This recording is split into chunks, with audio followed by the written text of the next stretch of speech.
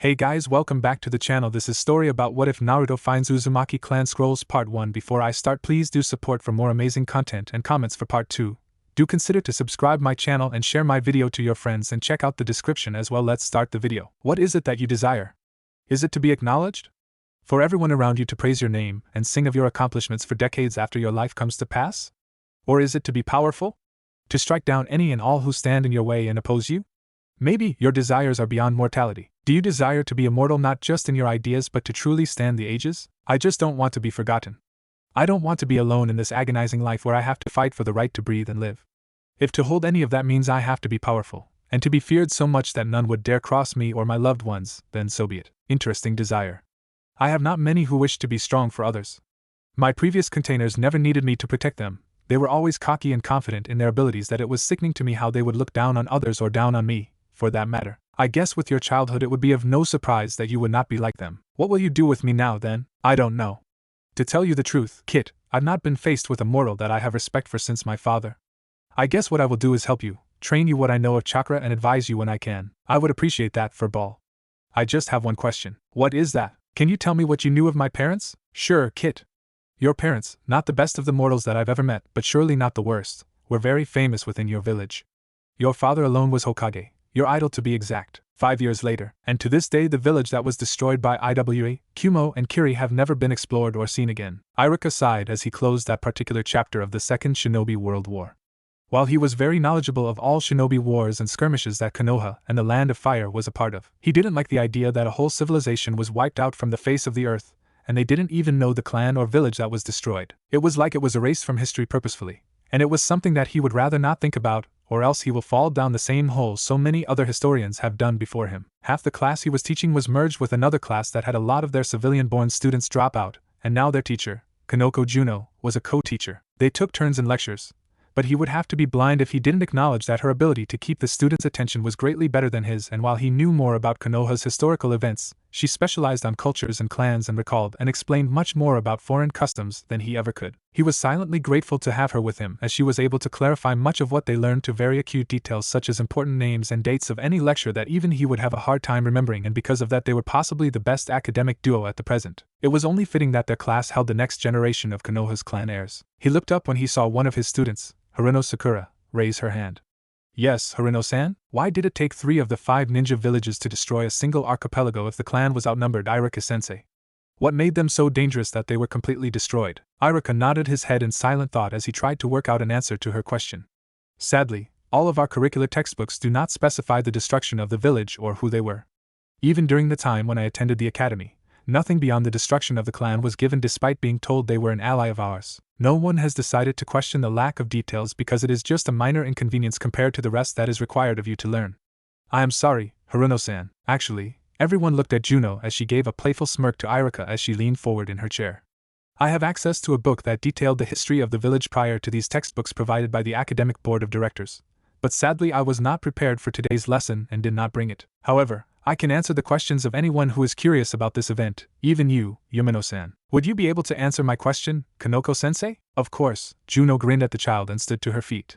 The village that was destroyed was called Yuzushiogakure, the village hidden in the whirling tides, which they named after the unnatural whirlpools that protected their archipelago like a natural barrier. The reason that Iwa, Kumo and Kiri had attacked the village is quite simple when you think very little of it. As Yumino-san said, it is but a minor inconvenience. But the more you learn of it, the more understandable the destruction makes in hindsight. The simple aspect of it is that the village housed people that were trained in Fuinjutsu, the art of seals, the most dangerous and least understood aspect of shinobi techniques, and they had made it to such a degree that they could devastate armies with a single seal without having to risk a single person. The long reason would take a whole day, so we will be unable to go into it today. Quiet words were exchanged among the excitable students, but another rose their hand. This time it was from Hyuga Hinata. Kanoko-sensei, what were the people? Did any of them possibly escape the destruction? Kanoko grinned at her favored student and nodded her head. Good question, Hyuga-chan. Yes, it has been documented by a small group of radical Konoha shinobi and Hai no Kuni historians. I guess you can say that the clan that lived in the archipelago have indeed survived in small groups and individuals across the elemental nations. Many have chosen to live in small villages away from shinobi and have hid since. Can anyone tell me the founding clans of our village? Nara-kun, can you answer for me? The sleepy Nara heir, Shikamaru, glanced from behind his folded arms before sighing and sat up. The founding clans of Konoha are the Senju and Uchiha clans. with other clans agreeing to support its formation. The supporting clans were the Aburame, Akimichi, Hyuga, Inuzuka, Nara, Sarutobi, and Yamanaka clans. Those like Hitaki, Kurama, Shimura and others had formed from individuals and their families migrating after the initial formation. You are almost completely correct, Juno giggled at the baffled and shaken look of Shikamaru and the class. There was one who had helped the Senju and Uchiha form the basis and the idea of a cooperative hidden village, even acting as the mediator between the two hostile clans. The name of the village is actually derived from their clan name. Can anyone guess? It was silent as everyone looked at each other, but Juno watched as Shikamaru slowly came to his realization and his head snapped to the sleeping blonde boy next to him. With a grin, she clapped for the young child and everyone looked at her. Congratulations, Nara-kun, you found it out. Yes, one of the individuals who had inherently survived is attending our class, albeit very tiredly. The Uzumaki clan, the Masters of Seals and the Summoners of Ancients. What? Everyone's shout had woken the boy up, making him startle and look around in fright, preparing to run at the slightest of hints of danger, but he instead was met with the stares of his fellow students. What's everyone looking at me for? We were just talking about you, Naruto-kun, was Irika's response as he was staring in shock, glancing at Juno. Are you sure of this, Kanoko-senpai? Juno chuckled and nodded her head. The Uzumaki clan are one of the eldest clans ever recorded, even suggested to have been formed before even the Senju, Uchiha and Hyuga clans, but that has been very hard to prove with the lack of written evidence due to Uzumaki records being destroyed or stolen in the extermination. Naruto's eyes brightened when he realized what they were talking about. I didn't know we were talking about Uzushio. Why didn't anyone wake me up? This time even Juno was surprised at the shout of the child, as no one older than late 30s had even known of this clan anymore.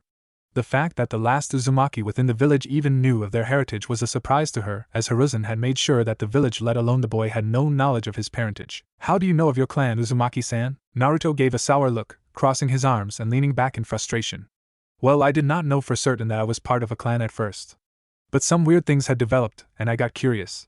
But even when I asked Aji-chan, he would not tell me. I would have never found out if it were not for a group of traveling merchants that come through here every month. They knew of my clan, and they shared what they knew. And by what they knew I mean they had a whole set of books on the history of the clan that they kindly sold to me for a generous 5 ryo. While the explanation Naruto gave was no lie, it was also not the entire truth. He knew that he had a clan because Kyubi told him when telling him about his parents. The traveling merchants are actually former retainers of the Uzumaki clan that come through to make sure that he is taken care of because he is the sole survivor of the main Uzumaki line.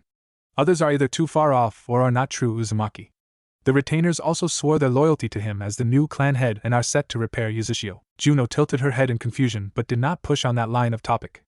Would you like to share what you know then, Uzumaki-san? Naruto took a moment to think on the request, looking around the room to see everyone looking at him in surprise. Even Sasuke and Shikamaru were giving him their full attention. I'm going to assume you briefly explained why they were destroyed in the first place. The Uzumaki were not only Fuinjutsu experts, despite that being the main thing they were destroyed for. They also had very long lives, the average age of death for them being about 170 years old, and because of that they are also very durable and have been noted to withstand much more severe injuries and recover easily. On top of that, they also had a unique ability to heal themselves and others through the consumption of their chakra. This unique ability is also what made the teams of Uzushiogakure even scarier than normal villagers. Back in their prime, Uzushiogakure would have teams of 5, which is where we got the idea for Genin cells. Uzushio teams included a Jounin leader, 3 ninjutsu and genjutsu specialists, and the final member would be trained to use just kenjutsu and support fuinjutsu that would consume as little chakra as possible. This would conserve their chakra for the times needed to heal their teammates, and Uzumaki are noted for having highly potent chakra that grants extra abilities. They were also designated as the sensory agents of the team, but nearly all Uzumaki had the ability to sense chakra for a minimum of 2.5 miles. Naruto grinned as he looked up at Irika, asking him, I'm sure you're going to be proud of me when I say this, Irika-sensei.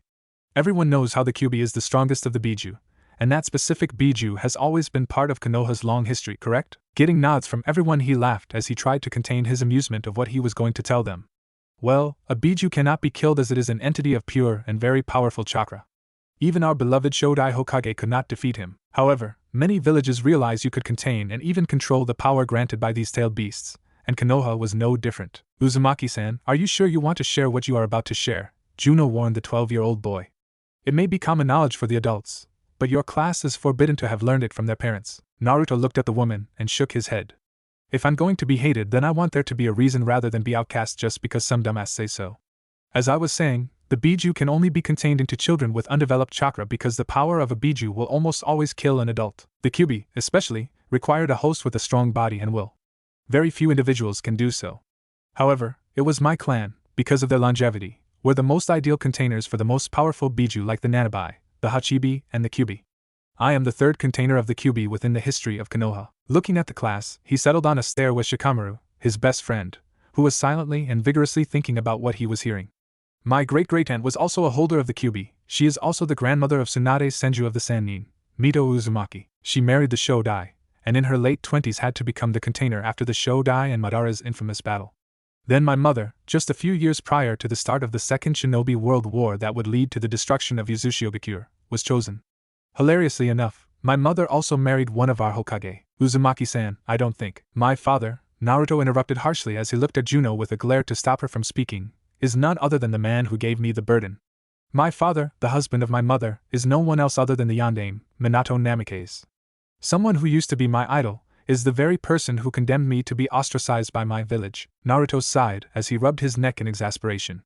I have been condemned to this life, to protect the village against a being of incredible power, and I am feared and hated for it. Many civilians do not understand seals, so when they hear that Kyubi was sealed into me, it sounded that I am the Biju given mortal form, which, mind you, could not be farther from the truth.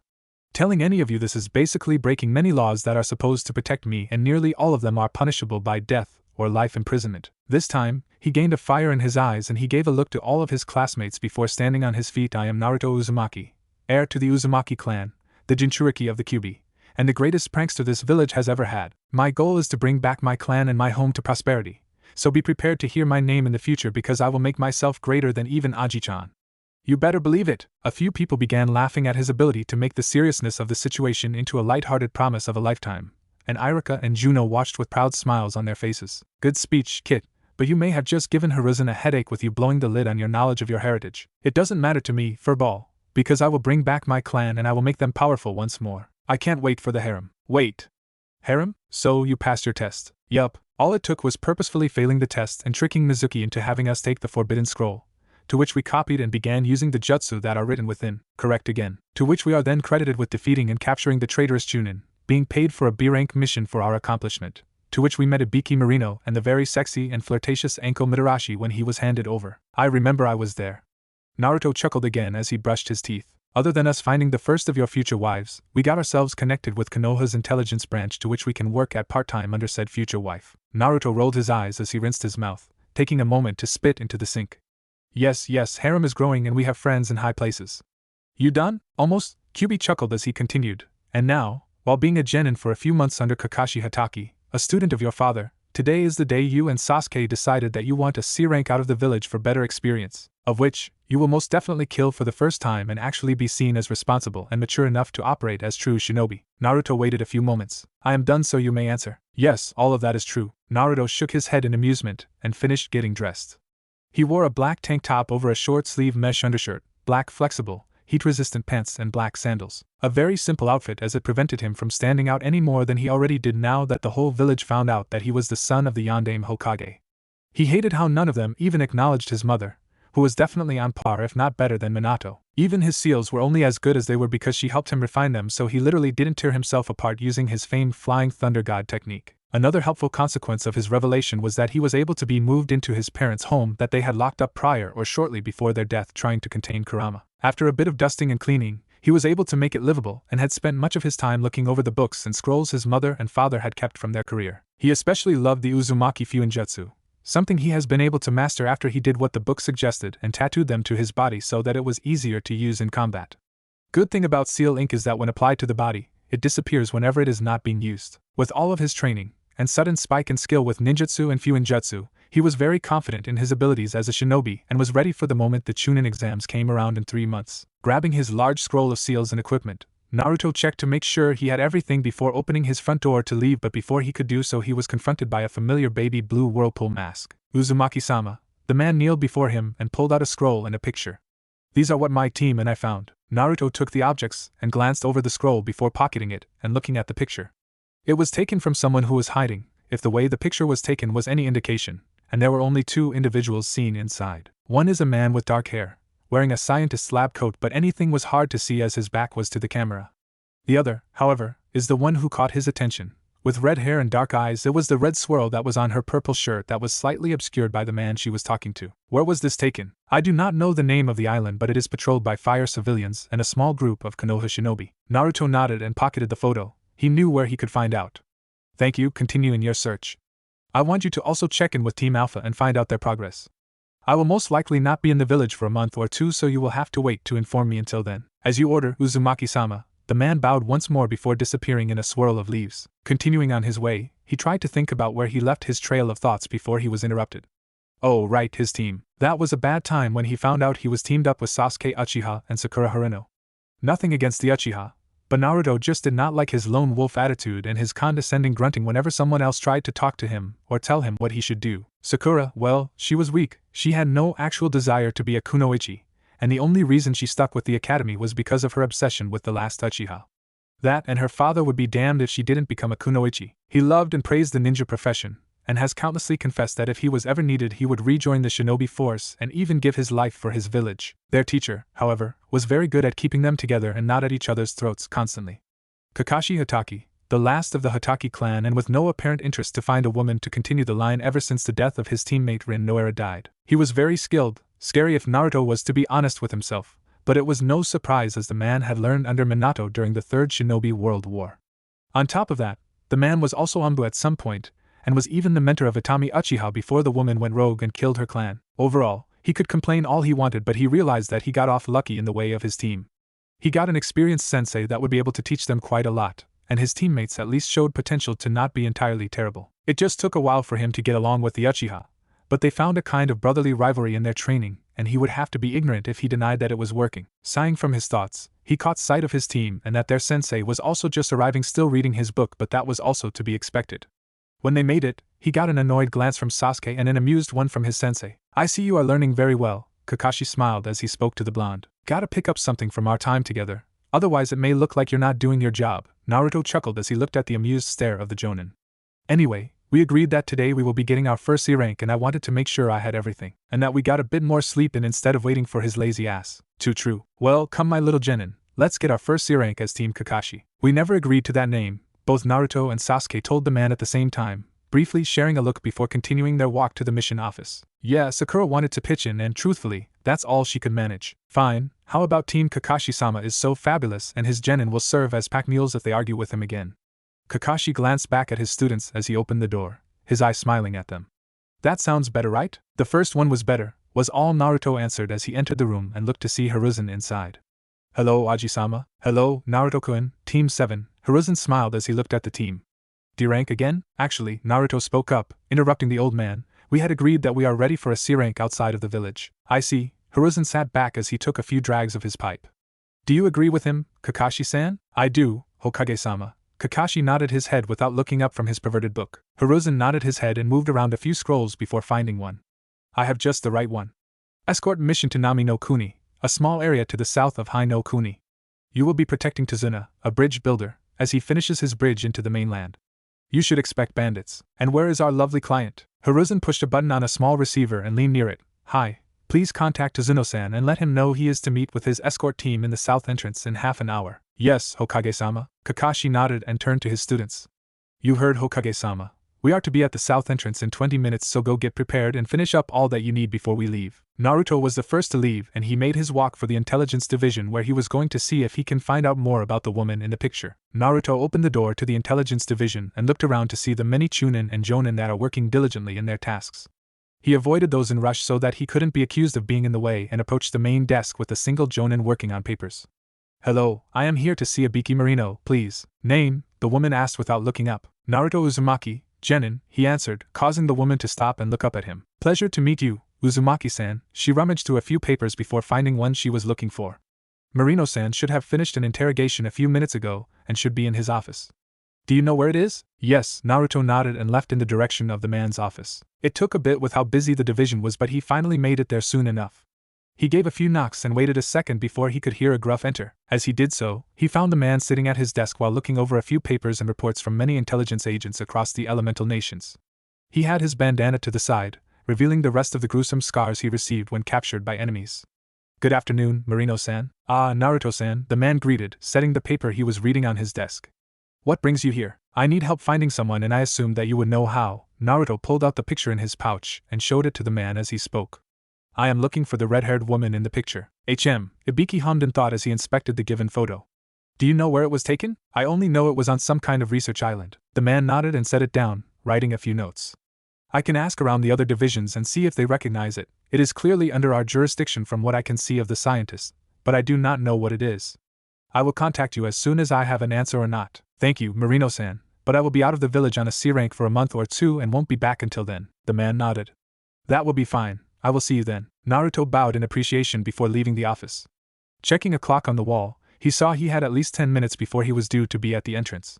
It wouldn't hurt to be too early. At least it would give him a chance to look at the scroll that he was given. Kitsune-chan. Naruto turned to see Anko jump and embrace him in a suffocation by boobs hug that left him struggling to breathe. Hey Anko. Can't breathe. The woman grinned as she pulled away from him, pouting slightly when he gave an exaggerated deep breath. Ah, come on. I wear a mesh shirt for a reason. Naruto gave a light glare at the woman but was nonetheless amused by her antics. If you're going to kill me with your feminine body, at least make it enjoyable as I go. Anko gave a devious smirk and leaned on him so he was pressed against the wall, ignoring all of the looks that passerby shinobi were giving them, and lowered so that she could breathe in his ear. Is that an invitation? It always had been, but you missed the chance since I am going on a mission out of the village, and will not be back for a month in the least. Naruto enjoyed the frustrated groan and pout from the jonin. But when I come back, feel free to make it a game. Her eyes lit up as soon as he said that. You sure you want me to give me that much power? You won't be able to say no when you give me that freedom. Naruto chuckled as he decided to tease the woman and gave a long lick across her cheek before quickly slipping from her reach with a laugh. I think I'll enjoy it, Anko-chan. Hee, you're a devious one, Kit. Of course I am. And what makes it better is that she will only be able to think about that lick and the freedom I just gave her. The next 2 months are gonna drive her crazy. Oh yeah. As Naruto arrived at the south gate, he looked at his watch to see that there was still a few minutes of silence before the rest of his team would start arriving. Sitting down near the entrance but away from others so that they won't snoop on him, he pulled out the scroll and looked around before opening it. What he found inside was a list of names and places, but it was some of the surnames that told him what it was. Nagato Uzumaki, Amigakure. Karen Uzumaki, Kusagakure. Yumiko Su Kusagakure. Ryuchi Fuki Iwagakure. Shikaru Katu Kirigakure. Naruto stopped reading as he glanced up to see Sakura closing in on his spot from down the street. It's a list of names of surviving Uzumaki members or retainers. Naruto silently contemplated this newfound information as he stood up to see Sasuke and Sakura arriving, as well as Kakashi walking down the street with an older-looking man with glasses. Team, Kakashi gained the attention of his students. This is Tazuna, our client. What's with the children? I thought I paid for ninjas, not babies. Naruto raised an eyebrow at the man's shout and couldn't help but feel slightly annoyed, even if he can understand his reasons for how he acted. He did not like being called a child. Hey, we are more than enough to protect you on a C-rank mission, old man. It's not like we're going to face other shinobi villages or anything like that. Kakashi held up his hands to prevent a fight between one of his students and their client. Let's not argue with each other. Come, we have a long walk to Nami and I'd prefer we get you there as soon as possible. While everyone nodded and began their journey for Nami no Kuni, Naruto thought back to the scroll that is in his pouch. I should see about getting missions to these nations and see if I can find them. Hopefully, they're willing to rebuild Uzushigakure as well, or that's going to be a problem. Team 7 had been walking for a few hours since leaving Konoha, and it was dawning on the three of them that they were truly outside the walls of their village. Each of them had different reactions, and it couldn't have shown how far apart they truly were as individuals. Sakura was trying not to let her nerves get to her and took to watching Sasuke and swooning over every small action he made. The last loyal Uchiha, however, was on paranoid alert for their surroundings, but that has sadly made him fully aware of the girl's stares. Naruto, however, couldn't have been more relaxed to be out of the confines that his village gave him, but if any were to be inside his head they would see that he was celebrating like a maniac as he read his book on seals. He was practically dancing with Kurama over their newfound freedom. Kakashi, much like his blonde student, was reading his book, but to the trained eye, they could notice that he was glancing at his three students ever so occasionally as to keep an eye on them. He was silently taking notes, and gauging their emotions, even the hidden ones that they did not want to be shown, and he was most pleased with Sasuke's awareness and disappointed in Sakura's choice of a task to pass the time. His most surprising student was the blonde, who, like with his arrival earlier that morning, was reading a book like the Jonin even though it was not as magnificent as the Ika Ika series. Tazuna-san, Sakura got the bridge builder's attention and jogged up to catch up to him. What's Nami like? Is it like Konoha? No, Tazuna stated as he took a swig of his canteen. It's very small compared to Konoha. There are only 100 of us in the village, and we have made our living as fishermen and carpenters. We have usually relied on the protection of Hai no Kuni ever since the end of the Third Shinobi World War, and Yuzu no Kuni was destroyed. Everyone perked up at this, But no one was more interested than Naruto when he heard the name of his ancestral home. You mean you were allied with the Uzumaki clan? Oh yes, Tazuna chuckled, the looks of his escorts going over his head. We supplied them with raw materials and even helped maintain their village, and in turn, they protected us from external nations like Kaze no Kuni and Mizu no Kuni. But when the village was destroyed and its people killed, we had to ally with someone new, and we decided to trust the closest nation to our north. But Tazuna-san, Sakura pointed at Naruto as she told him, Naruto is from the Uzumaki clan. Not everyone in the village was killed. That got the man surprised, and he looked at the blonde in surprise. Is that right? You look a little young to have been there during the attack. My mother was in the village visiting my great-grandmother when Yuzushiobakure was attacked, Naruto explained to the man, getting a nod and understanding. Did you know any Uzumaki personally? One was a very close friend of mine. He was a chunin during the Third War, I believe. The old man looked down the road wistfully, a small smile on his face.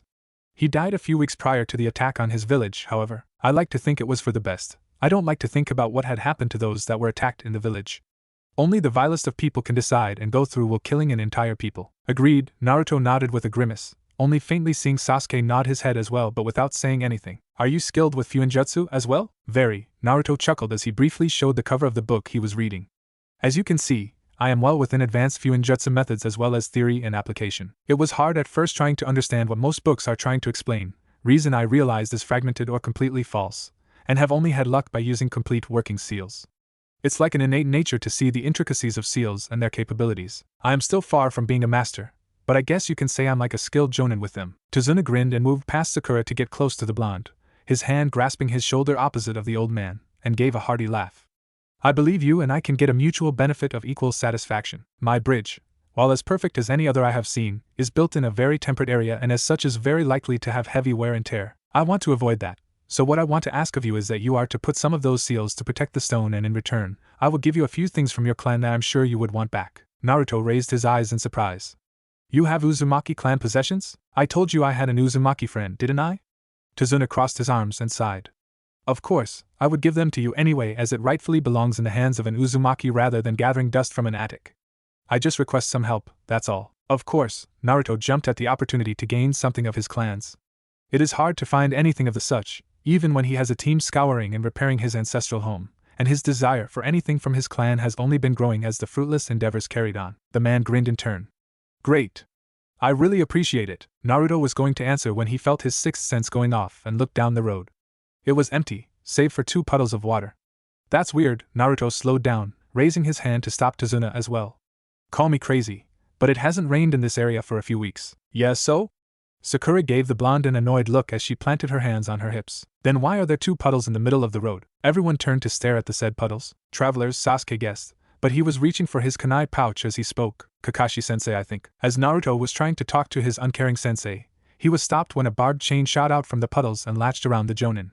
The 4 others could only watch in horror as the body of their sensei was torn to shreds, leaving them alone and to face the 2 individuals forming from the water. Kirigakure missing nin, Naruto said as he noticed the scratched-off headbands that showed their previous village allegiance. 1 down, one of them said. 3 to go, the other finished. Immediately, Naruto brought his hands into a sign and shouted, multiple shadow clone jutsu.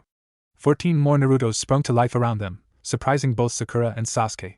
Group A, handle the bozo on the left. Group B, protect Tazuna. Yes, boss. Sasuke, we're going to the ugly bastard on the right. Naruto looked at the Uchiha and saw a reluctant nod to his orders.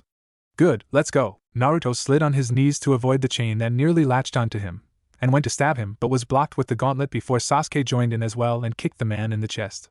Naruto ducked under the chain again, sending a kick to the man's leg before backing off to avoid the gauntlet once more. However, he could not avoid the chain again as it was deflected by Sasuke, and he was sliced along the forearm.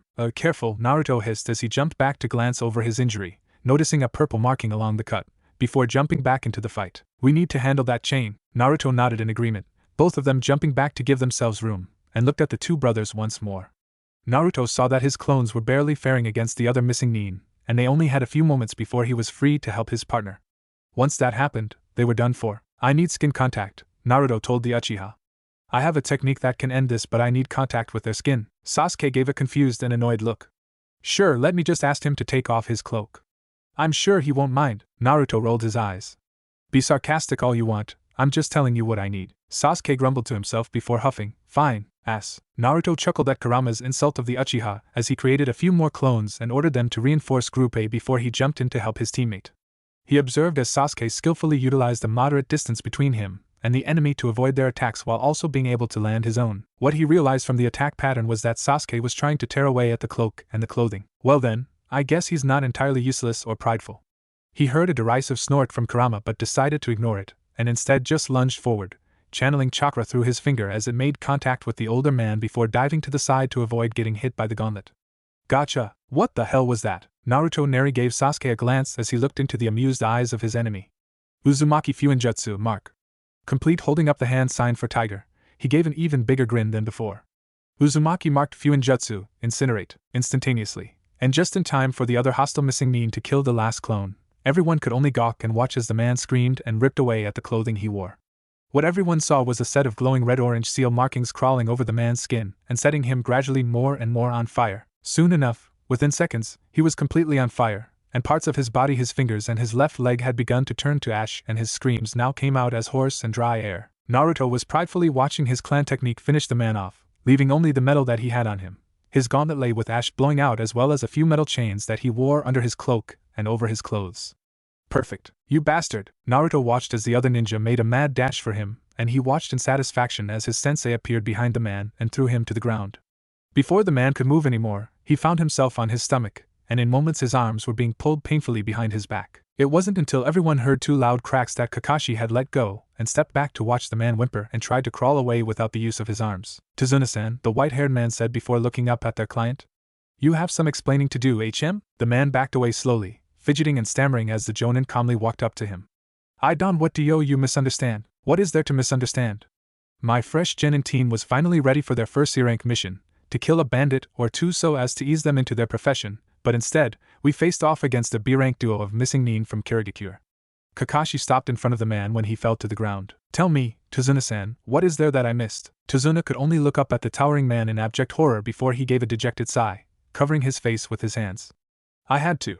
I wanted to pay for a higher rank, I really did, but my village couldn't scrape together enough money to pay for it. We're desperate. That man is draining the life from my people and more than enough people have died to his stranglehold. What man, Tazuna-san? Naruto asked as he walked up and stood beside his sensei, holding his injured arm. Please, you need to tell us so that we may better gauge our situation. Gato, Tazuna spat the name like it was the vilest, horrid thing he would ever have to tell them. Gato is the owner of Gato Corporations, a conglomerate of various businesses and investors. He came to Nami 5 years ago, and had bought up nearly every business within a single year. After he practically controlled our industries, he began firing people. Then he blockaded our island so that we could not leave, and ever since then we had to live under his tyrannical rule. Sitting up, the man looked at Kakashi. He's only just started paying for ninjas to kill me. I thought that after I left then maybe the ninja would have left, but I was wrong. Poor mortal. Seriously, it's like a whole village of me. We should help him. We didn't exactly struggle against those two, and we were even able to use Uzumaki techniques. I say that with enemy ninja that this trip got even more value than before. Naruto looked up to see what his sensei was thinking and was shocked to see the man contemplating abandoning the mission. Kakashi-sensei, I think that we should continue on. Sasuke and I were about to handle ourselves pretty well, so I think that we can handle this. I mean, Naruto grinned at the man, we are led by such a fearsome and experienced shinobi. I'm sure nothing will get past you, so there should be nothing to worry about. Kakashi gave his blonde student a very skeptical look, but Naruto could see the hint of amusement that seemed to sway the Jonin into caving into his persuasion. Alright, I will have faith in my students and agreed to continue. Only Sakura seemed horrified by the news, as Tazuna was relieved and gave his profound gratitude, and Sasuke smirked and stuck his chest out with pride. Let us continue. What about the survivor, sensei? Naruto pointed to the crawling Chunin. You said they are missing nin, that means that they have a bounty on their head, right? Kakashi rubbed his masked chin in thought, nodding his head to his student. They are the demon brothers. While one of them alone is only a Chunin in experience and abilities, their strength is really from their ability to work so well together that they have been noted to be defeating Jonins in 2 versus 1 matches. I believe their bounty together, dead or alive, is 70,000 Ryo. Well, if we catch them in cold, as I don't want to worry about keeping the last one alive throughout our mission, that's a 4-way split of 17,000 and a half. Naruto just waved to the man, giving a feigned look of sympathy. And look at him, he's suffering ever since we killed his brother and broke his arms. We should give him the mercy of ending the pain. I second that. Sasuke nodded his head, turning to look at his sensei. It would be better this way, and it would give us and Konoha a bit of infamy. Bounty hunting isn't exactly against shinobi principles, however little we have. But that would mean we have to kill him in cold blood. Everyone turned to the only girl in the group. Her eyes widened in horror at what her ears were hearing. She would have never in 100 years thought that she would become an accessory to the murder of a defenseless and beaten enemy. I didn't sign up for this. Actually, you did, Naruto chuckled, turning to his teammate with a calm and serious stare. You are a kunoichi. You kill when you are paid for it, and the only inconvenience is the price that we negotiate. Otherwise, you are a cold-blooded killer who will do this throughout your life until you quit or retire. Do not assume that if our roles were reversed, an enemy him, or any other for that matter would take mercy on you and keep you alive. Unless there is something earned from keeping them alive or there is a mutual agreement to be made, there is no reason for us to let them live just to hunt us for revenge or because they were paid to. This is the reality of things, Sakura. Kakashi picked up from his student, giving a consoling look but not doing anything else. She needed to understand this or she would die. I do not say this lightly, but only because I do not want you to die for some false or convoluted romanticized dream of our profession. We are ninjas, this is what we do, it is decided. Sakura could only watch as her sensei walked up to the man, who began crying and pleading for his life to be spared, and her eyes caught the glint of the kunai before it was plunged into the heart of the beaten missing nin. Her mind captured the red blade as it was pulled out, and the man's dying breath stained the memory in vivid emotion, and she was so lost that she did not realize that Naruto had come up to stand next to her. It was going to happen sooner or later, Sakura, was his quiet remark. It seemed to be all that was needed for her to finally break, and she fell to her knees before her face smacked against the floor as her mind shut off. Naruto watched the girl passively, disappointment filling him at the weak will of his teammate. And she was the best kunoichi our year had to offer. I would say that the shy Hyuga is better than her. Even has the backbone to prove it. So long as I'm not near her, Naruto chuckled to himself before crouching down and pulling the girl to a position he could more easily grapple. Pulling her over his shoulder, he maneuvered the best he could to make it comfortable for her and himself before turning to his sensei. He noticed that the bodies were finally sealed away and he nodded to the man for them to continue. I'll carry her until she gets a hold of herself. Enko Mitarashi, Hinata Hyuga, Yugao Yuzuki if she's still single, Hana Inuzuka, try to get a few foreign girls to spice it up. Hopefully that Karen Uzumaki girl from Kusa isn't too closely related. Gotta have a line that's somewhat not filled with a bloodline. Why am I talking to you about this again? Because I wanted to remind you what was ahead of you when you finally got those ruins completely fixed. Naruto rolled his eyes at the perverted chuckle of the Biju. Who knew a being made of pure chakra could be perverted? Hey! Just because I don't have an anthropomorphic body doesn't mean my sentience isn't as flawed as you mortals. I blame it on being sealed into you Uzumaki. You guys have some weird kinks and stamina that lasts just as long off the battlefield. I do not need to know about the love lives of my mother and great-great-aunt. Naruto shuddered at the mere thought of whatever way or however long they did it for. It was too much. The laughter of the Biju grew louder and Naruto annoyedly cut their mental connection.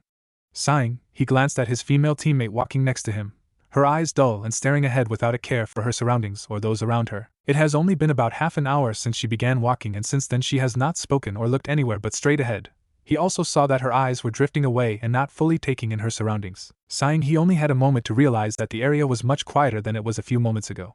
Looking around, he felt a shift in the atmosphere so subtle and brief that he most surely would have missed it if he was not paying extra attention. Get down! Naruto heeded his sensei's shout and grabbed Sakura and pulled her back into the ground with him, Kakashi doing the same with Tazuna, just in time to avoid a large butcher blade as tall as Naruto flying through the clearing. Looking up over Sakura, he could see the sword embedded inside a tree nearly cleaving it all the way through, and just as he got to his hands and feet a new figure appeared near the handle. Zabuza Momochi, Kakashi drawled as he got to his feet, pulling out a kunai from his pouch in confrontation with the new enemy. Copycat Kakashi Hatake, the man chuckled as he pulled the blade out of the tree and hefted it on his shoulder with the blade edge facing away from him. I wondered why the demon brothers failed in killing the bridge builder, and I can see why. Actually, that's me and my teammates doing, Naruto spoke up as he too got to his feet and was getting in position to protect his client. Sasuke had joined him and Sakura was slower to do so, shaking in fear of their enemy. I have to say though, isn't hiring one of the 7 swordsmen, not including the demon brothers, a little bit of overkill, or does your employer just have a lot of money to spend? The tall man chuckled in amusement, scaring Sakura even further as she felt the lick of a gathering mist encroaching around them. You're right, kid. And I can only assume that with Kakashi Hatake as your sensei you are nothing to scoff at. I would be inclined to agree with you. Naruto gave a grin and brought his hands into a hand sign, and brought up a dozen clones to blend into. I have to say, this fight would be better since you have less clothing than the other two. Naruto, Kakashi interrupted, pulling up his headband and revealing a Sharingan that briefly spun wildly. You, Sasuke, and Sakura will protect the bridge builder. If it looks like I may die, you all will run away as fast as you can and hide to make your way back to Konoha. Am I understood? Not at all. Naruto shook his head and he and his clones ran around wildly while creating more clones, all shouting, "No can do, Kakashi-sensei." Before everyone knew it, there were nearly 100 clones up and down the road, jumping into the trees overhead, and running into the bushes and foliage, It all confused even Kakashi, who had tried to keep up with where the blonde was. He is cunning, I'll give him that. Zabuza looked around to see that he was surrounded by a lot of clones, and by even the briefest glance he can tell they were more than just a simple illusion clone, shadow clones, very impressive from a genin. Sadly, that will not be enough for you to survive. He swung his arm in a wide arc, tearing through a few clones as he cut the one that was approaching him from behind, and gave a bloodthirsty grin that caused the mist to thicken and obscure everyone's vision even further. Here is a little lesson for you, genin. Everyone except Naruto looked around trying to find the man through the chakra-laced mist, but Naruto was paying attention to the man's attacks as his clones were killed one after the other. His clones were all trying to fight whenever they briefly saw the man, but his speed was incredible, and he blended in the fog as soon as he killed a clone or two that none were able to get skin contact so he can mark the man. Every Kurigakure shinobi is trained to use this technique. He began speaking again through the fog. The silent killing technique developed to imitate the island of Kiri where the mist is the thickest and we train our assassination skills. The seven swordsmen used this to even greater effect. Naruto substituted with a clone just in time to avoid the massive blade that would have surely taken him out. Aha, almost got you. Almost isn't good enough. Various Narutos called out to the man as they all substituted with each other to confuse the man a little more. I thought a trained shinobi such as you would know that. Laughter chilled everyone's spines as they felt it was demonic, but Kakashi and the Narutos were able to suppress it to a better extent. I like you more than others, how about coming and being my apprentice? I can always use another, Naruto hummed as he counted more of his clones dying to the man. I would accept such an offer, but I cannot leave my team or my village. And I'm paid to do a mission, what little honor I have dictates I must see it through. I am sorry. Silence greeted everyone, but they heard the deaths of more clones dying in the fog which set them on edge even further. Then I will get rid of the obstacle and ask you again. Naruto's eyes widened when he felt the deaths of the clones that surrounded the bridge builder. He's going straight for them. He quickly substituted himself with a clone, and what he saw made him accept that it was the worst moment to do so. There you are, Zabuza chuckled sinisterly as he was face to face with the blonde. No, there you are. Zabuza whipped around as he felt numerous clones jump on him with a brief moment that he was stopped, and it took him a few more seconds to realize that foreign chakra was invading his skin. He yanked a few off and killed the others, looking at his body to see a few swirls grafted onto his skin with chakra ink. What is this? Uzumaki Fuinjutsu, Mark, Naruto told the man with a grin. Complete. Zabuza watched as the boy held the ram sign, and before he could do anything, his body immediately felt like it was on fire, and he was forced to his knees and dropped his sword. Black-purple chains of pure chakra wrapped around him from the seals and held him to the ground tightly so that he was unable to move. Unlike other techniques, it was restricting his use of movement and chakra so he was unable to break out of the confinement, and as such the mist was dissipating without his chakra to feed it. Uzumaki marked Fuinjutsu, Chains of the Void, Naruto clarified as he grabbed the sword and stabbed it into the ground next to the man. That was close, you almost had me. Zabuza looked around, the clones unsummoning themselves, and saw that he was defeated, and if he was honest he wasn't even upset about it. The blonde had a smart plan, no matter how improvised it was, and he had used a unique Fuinjutsu to defeat him. Congrats, kid, you win. I know, Naruto chuckled in response, turning to his sensei. What should we do, sensei? My Fuinjutsu works until I decide it doesn't. If it were to be removed without my permission, Momochi-san would die. I think that we can bring him with us, and when we finish our mission and kill Gato we can let him go, and he will have no obligation to kill us. Keep me like this that whole time and I will want to kill you just for that, Zabuza growled out to the blonde. I think it would be a good bargaining chip in case there are other missing nin, Sasuke spoke up, crossing his arms at his sensei. I also think that Zabuza can give us valuable information. Kakashi hummed to himself as he contemplated his students' desires, no matter how much he wanted to tell them no, but before he could answer he felt a new presence appear near them and he turned to see a Kurigakure hunter nin. They were short and because of the warm, baggy clothing, the only thing he could tell was that they were female. Thank you for capturing the missing nin known as Zabuza Momochi, they said as they approached the group, pulling out a few Senbon which was met with Sasuke and Naruto pulling out their kunai. Do not worry, I am just here to kill and return him to the village. Naruto narrowed his eyes and walked around the demon of the mist, noting how the man did not struggle but just watched the interaction, and he stopped in front of the hunter nin. He grabbed her hand suddenly, noting how she only tensed and sharply inhaled through her nose. Naruto, Sakura growled from behind him. Don't be acting like a pervert or I swear to Kami. Naruto just ignored her and rolled his thumb over the hunter nin's knuckles and fingers, noting the very few calluses that were there as opposed to his or even Kakashi's. I would assume that your lack of marks and calluses on your hands is because you handle Saban instead of kunai. It is indeed Konoha-san, she nodded her head. Why would my hands matter? Because a ninja such as yourself would have marks to show your experience and your battles. As the cleaner a hand is the less refined they are and the more likely such a person is a fraud or conspirator, Naruto left the suggestion in the air and traced his fingers lightly over the palm of the girl, smirking when she shivered at his touch. But I guess I am satisfied and am happy to let you take him from our hands. After getting her hand back, she bowed before him and gave her thanks before approaching the captured man and stabbing her two senbon into specific places of the man's neck. She paused when she saw that the Fuinjutsu was still in effect and turned to look at Naruto. I would appreciate it if you deactivate your seals, please, and I need to prepare for the ritual beheading, so I would also like for you all to leave. Naruto waved his hand, stopping his technique from working, and gave a small smirk before turning to his sensei. I guess we should continue on. Kakashi nodded his head in agreement. Yes, let's. The rest of the walk to the village was peaceful, thankfully, as it seems Gato thought hiring 3 missing nin would be enough to kill the bridge builder. It wasn't until they neared Tazuna's house that Naruto decided to speak up to his sensei and teammates. Zabuza Momochi is still alive. What? Naruto raised an eyebrow as he looked at his female teammate, who screamed in horror with their client, but he was glad she was out of the rut that she found herself in. Maybe she can finally find it in herself to take this more seriously, or critically think about quitting as a kunoichi. You heard me correctly, but we saw him get taken by a kunoichi of Kirigakure, who happened to have tracked us just in time for when we were finding out what to do with him. Naruto interrupted Sakura before she could say any more of her assumption. It's not hard to kill for or even steal the headband of a village, especially one that you were formerly a part of, and that kunoichi seemed a little young to be a hunter nin, and her chakra wasn't even on the same level of young prodigies like our sensei, or even Itachi Uchiha. Sasuke twitched at the mention of his brother but said nothing and scowled to himself. He's right, Kakashi nodded, almost proud of his student's observation. I actually wondered if any of you realized it or not. I may be blonde, but I'm not blind. Naruto gave a blank glare to the white-haired man. But there was senbon sticking out of his neck, Sakura told them with a weak voice, looking ready to faint. There are certain parts in that area of the body that can put someone into a death-like state, Kakashi told her, rubbing his chin in thought. It is extremely difficult to do and requires immense accuracy, so whoever is working with Zabuza is clearly trained as a kunoichi, and a chunin or jonin level 1 at that, Naruto affirmed with a nod.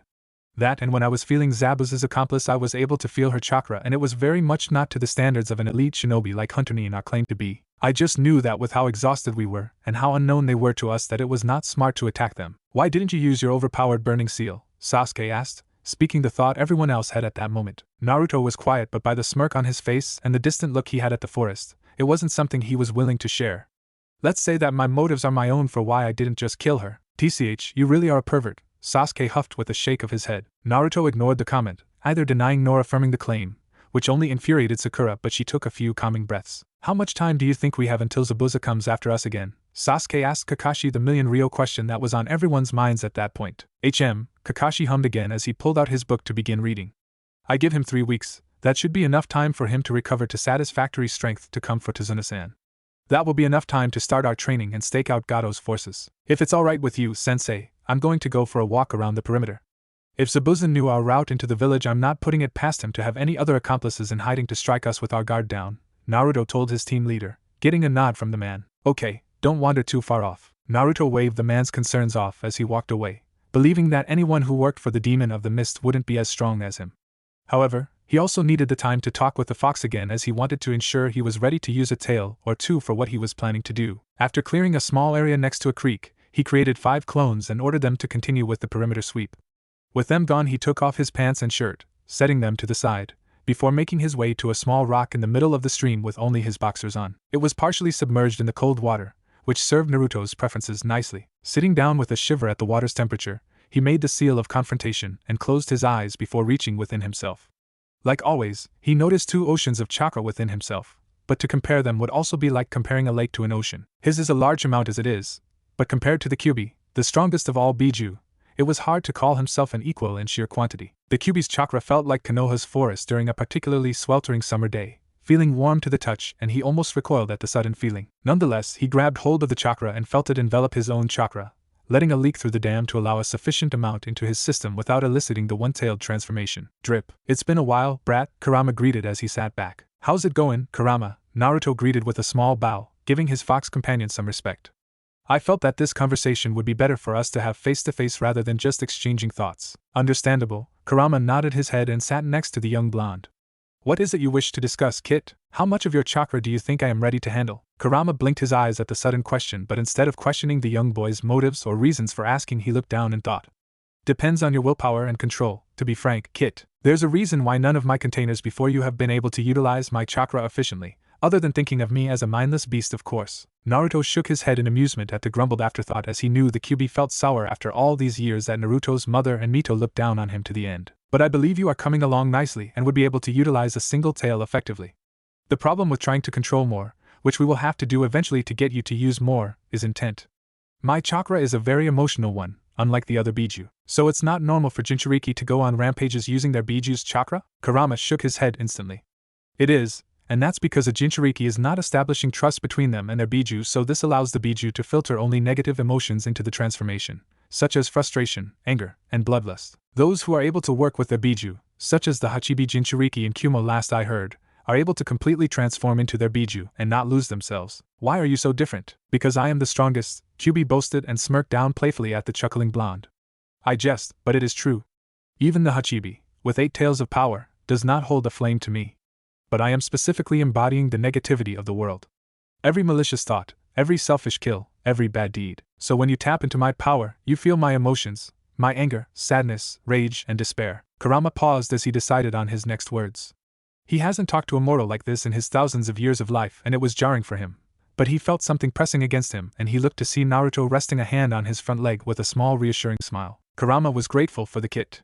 But for someone like you, who is a mortal, an Uzumaki mortal granted but a mortal nonetheless, it is overwhelming to feel thousands of years of negativity. Compared to me, who has had the time to see it and process it as it happened, then what can I do to control it? Remember what you are fighting for, Kurama answered with a serious stare. He raised a paw and pointed a claw at Naruto's chest.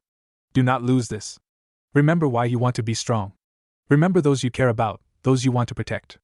Latch on to that with every aching fiber you have, because it will bring you back from the edge. Lose that and you will lose yourself, and I can't guarantee you will come back. Naruto was stunned silent and mulled over Kyubi's words. Don't forget what I'm fighting for. With a determined nod, Naruto got to his feet and hugged the leg of the large fox, getting a surprised look. Thank you, Kurama? For everything. Kurama's face relaxed with a small sad smile, and he leaned forward for his head to be next to the young child. Even with all the responsibilities he has given himself returning his fallen clan, finding the family he has left, and preparing for those who would threaten him, he was still a 13-year-old child with no family to call his own. And through everything they had been through together, Kurama can say that Naruto is the only one he has ever been able to raise and call his own. A friend. A son. I know why the distance between your sons hurt you so much now, father. You are welcome, Kit. After a few more intimate minutes, Naruto left his mind and found himself back in the creek, but this time he was surrounded by thick steam.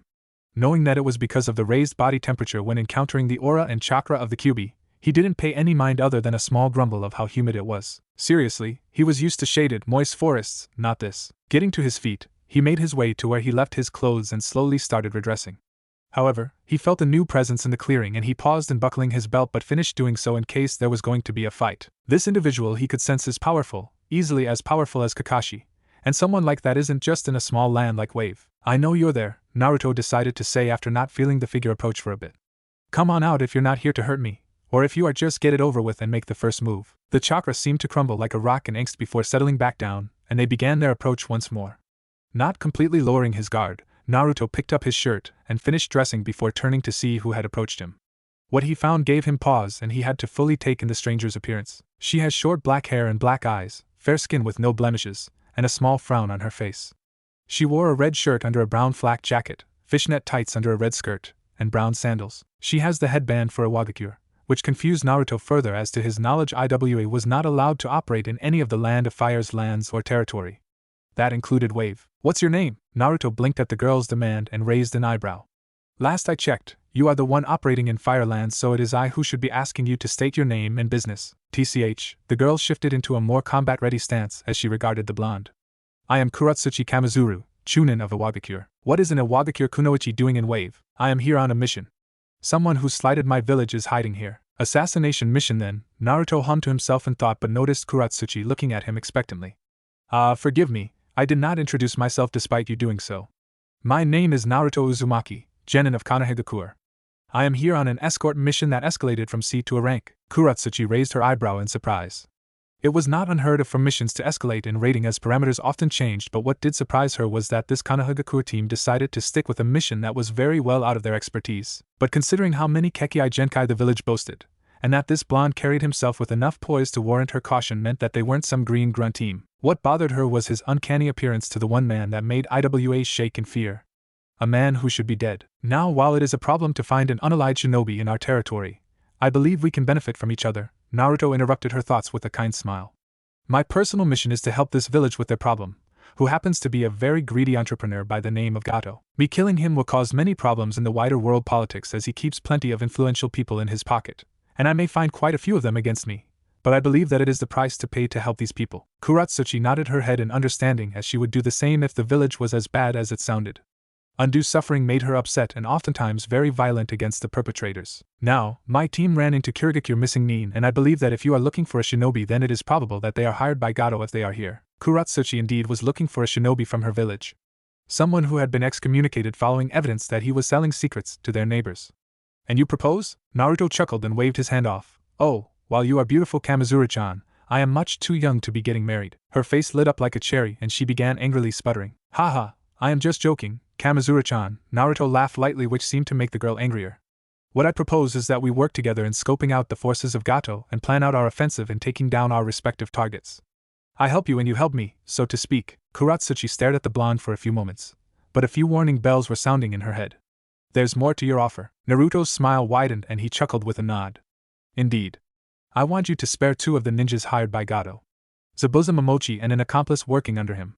They should be unable to do anything for 3 weeks after my team's fight with him, so we have time to plan and make our move. Kuratsuchi pursed her lips in thought. Being able to kill the demon of the mist and secure his sword for her village would bring her honor and plenty of prestige, but decided that out of respect for her temporary partner she would agree. Done. Awesome. Do you have anywhere to stay, or would you like to stay outside the building where my team is residing? I would rather the rest of your team not know I am here, Kuratsuchi suggested, prepared to be denied. It was much to ask a shinobi to keep details from their compatriots. All right, Naruto drawled with a hesitant look. So long as no one sees you and questions me about you, I will keep our meetings private. It is appreciated, Uzumaki-san. Naruto nodded and looked into the sky. It is getting dark. I should go meet back with my team. We can meet back here tomorrow, Kamizura-chan, and if I can't slip from my team, I will send a clone in my stead to let you know about a change in times. Despite her embarrassment at his choice of an affectionate honorific, she nodded her head in understanding. Okay, have a good night, Uzumaki-san. Naruto whistled as he approached Tazuna's house, gaining the memories of his patrol clones slowly until he knew of every nook and cranny within 100 or so yards of the client's family. It's mostly wooded, but closer to the shore of the ocean is a small fisherman's cabin that is currently uninhabited. It'll be a good place to get some fish with the supplies, and Naruto considered himself a pretty decent harpoon fisher, and since a lot of the wave inhabitants seemed to be starving, he planned on making a lot of fish soup for them to eat. It's not a lot, but Naruto planned to rob one of the food warehouses owned by Gato to give to the people as well. If asked about it, he will just say it's to test the response of his hired thugs or something like that. It's not a complete lie, but it's never going to be the sole reason, and if any approach him aggressively while handing out food, well, let's say that self-defense due to reasonable evaluation of a threat to one's life is a very legal act. And if the problem is ever brought up to the Hokage or Fire Daimyo, they will side with their shinobi over a few bandit deaths. Approaching the house, Naruto saw that Kakashi was waiting outside on a chair while reading his porn. You gotta admit, it's decent literature. Naruto shook his head and rolled his eyes at the comment of Kurama. Of course, you would think so. Kakashi looked up at Naruto and lowered his book. The area is secured, and I didn't get back earlier because I had a conversation with the old fox. Kakashi nodded his head but seemed to watch Naruto as if expecting more. Anything else interesting? What do you mean? Naruto prodded as he wasn't completely sure if his sensei was asking what he thinks he was asking. Meet anyone, like another shinobi? Naruto nodded his head in understanding. How would you tell that someone is trained? Could have just been someone born gifted. Naruto, Kakashi interrupted the boy with an exasperated stare. Give me some credit and be honest. I can't tell you everything, but they're not hostile, and as far as I have learned, their objective aligns with ours. Naruto looked back at his sensei. Trust me, Kakashi-sensei. If anything happens, I will take full consequences. They do not know where we are, and I will make sure they don't find out. Kakashi just sighed. Why did he trust the blonde so much? Looking at the tattoo on the blonde's arm, a horned dragon head with the Uzumaki spiral above it with 10 connecting lines, he remembered the kid's trump card.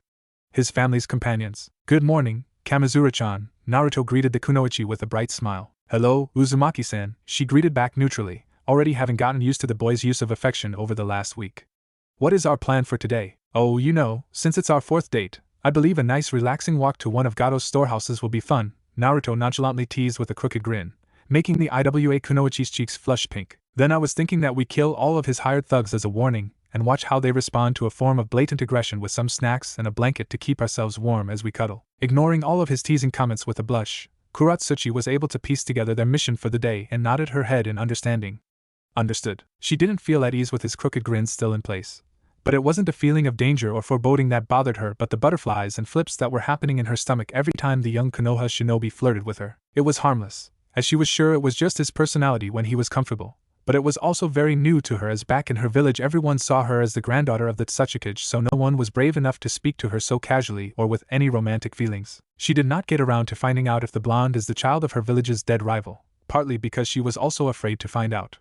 She wasn't sure what she would do if it turned out that the boy that treated her normally, despite their village's tensions with each other, put her in a difficult spot. On one hand, she does nothing and let the offspring of a one-man army grow up and become as much of a problem as his father, but she is able to act ignorantly unaware and find out where her feelings actually stood. The other hand, however, had her betrayed the mutual trust they developed to capture him and bring him to her village to either torture him for information and execute him as a show of revenge and strength, or indoctrinate him as an IWA weapon which will make it impossible for her to be close to him since he will be nothing more than a kunai in human form. Nonetheless, she would not admit it to the blonde, but she was greatly enjoying her time with him and their collaboration together.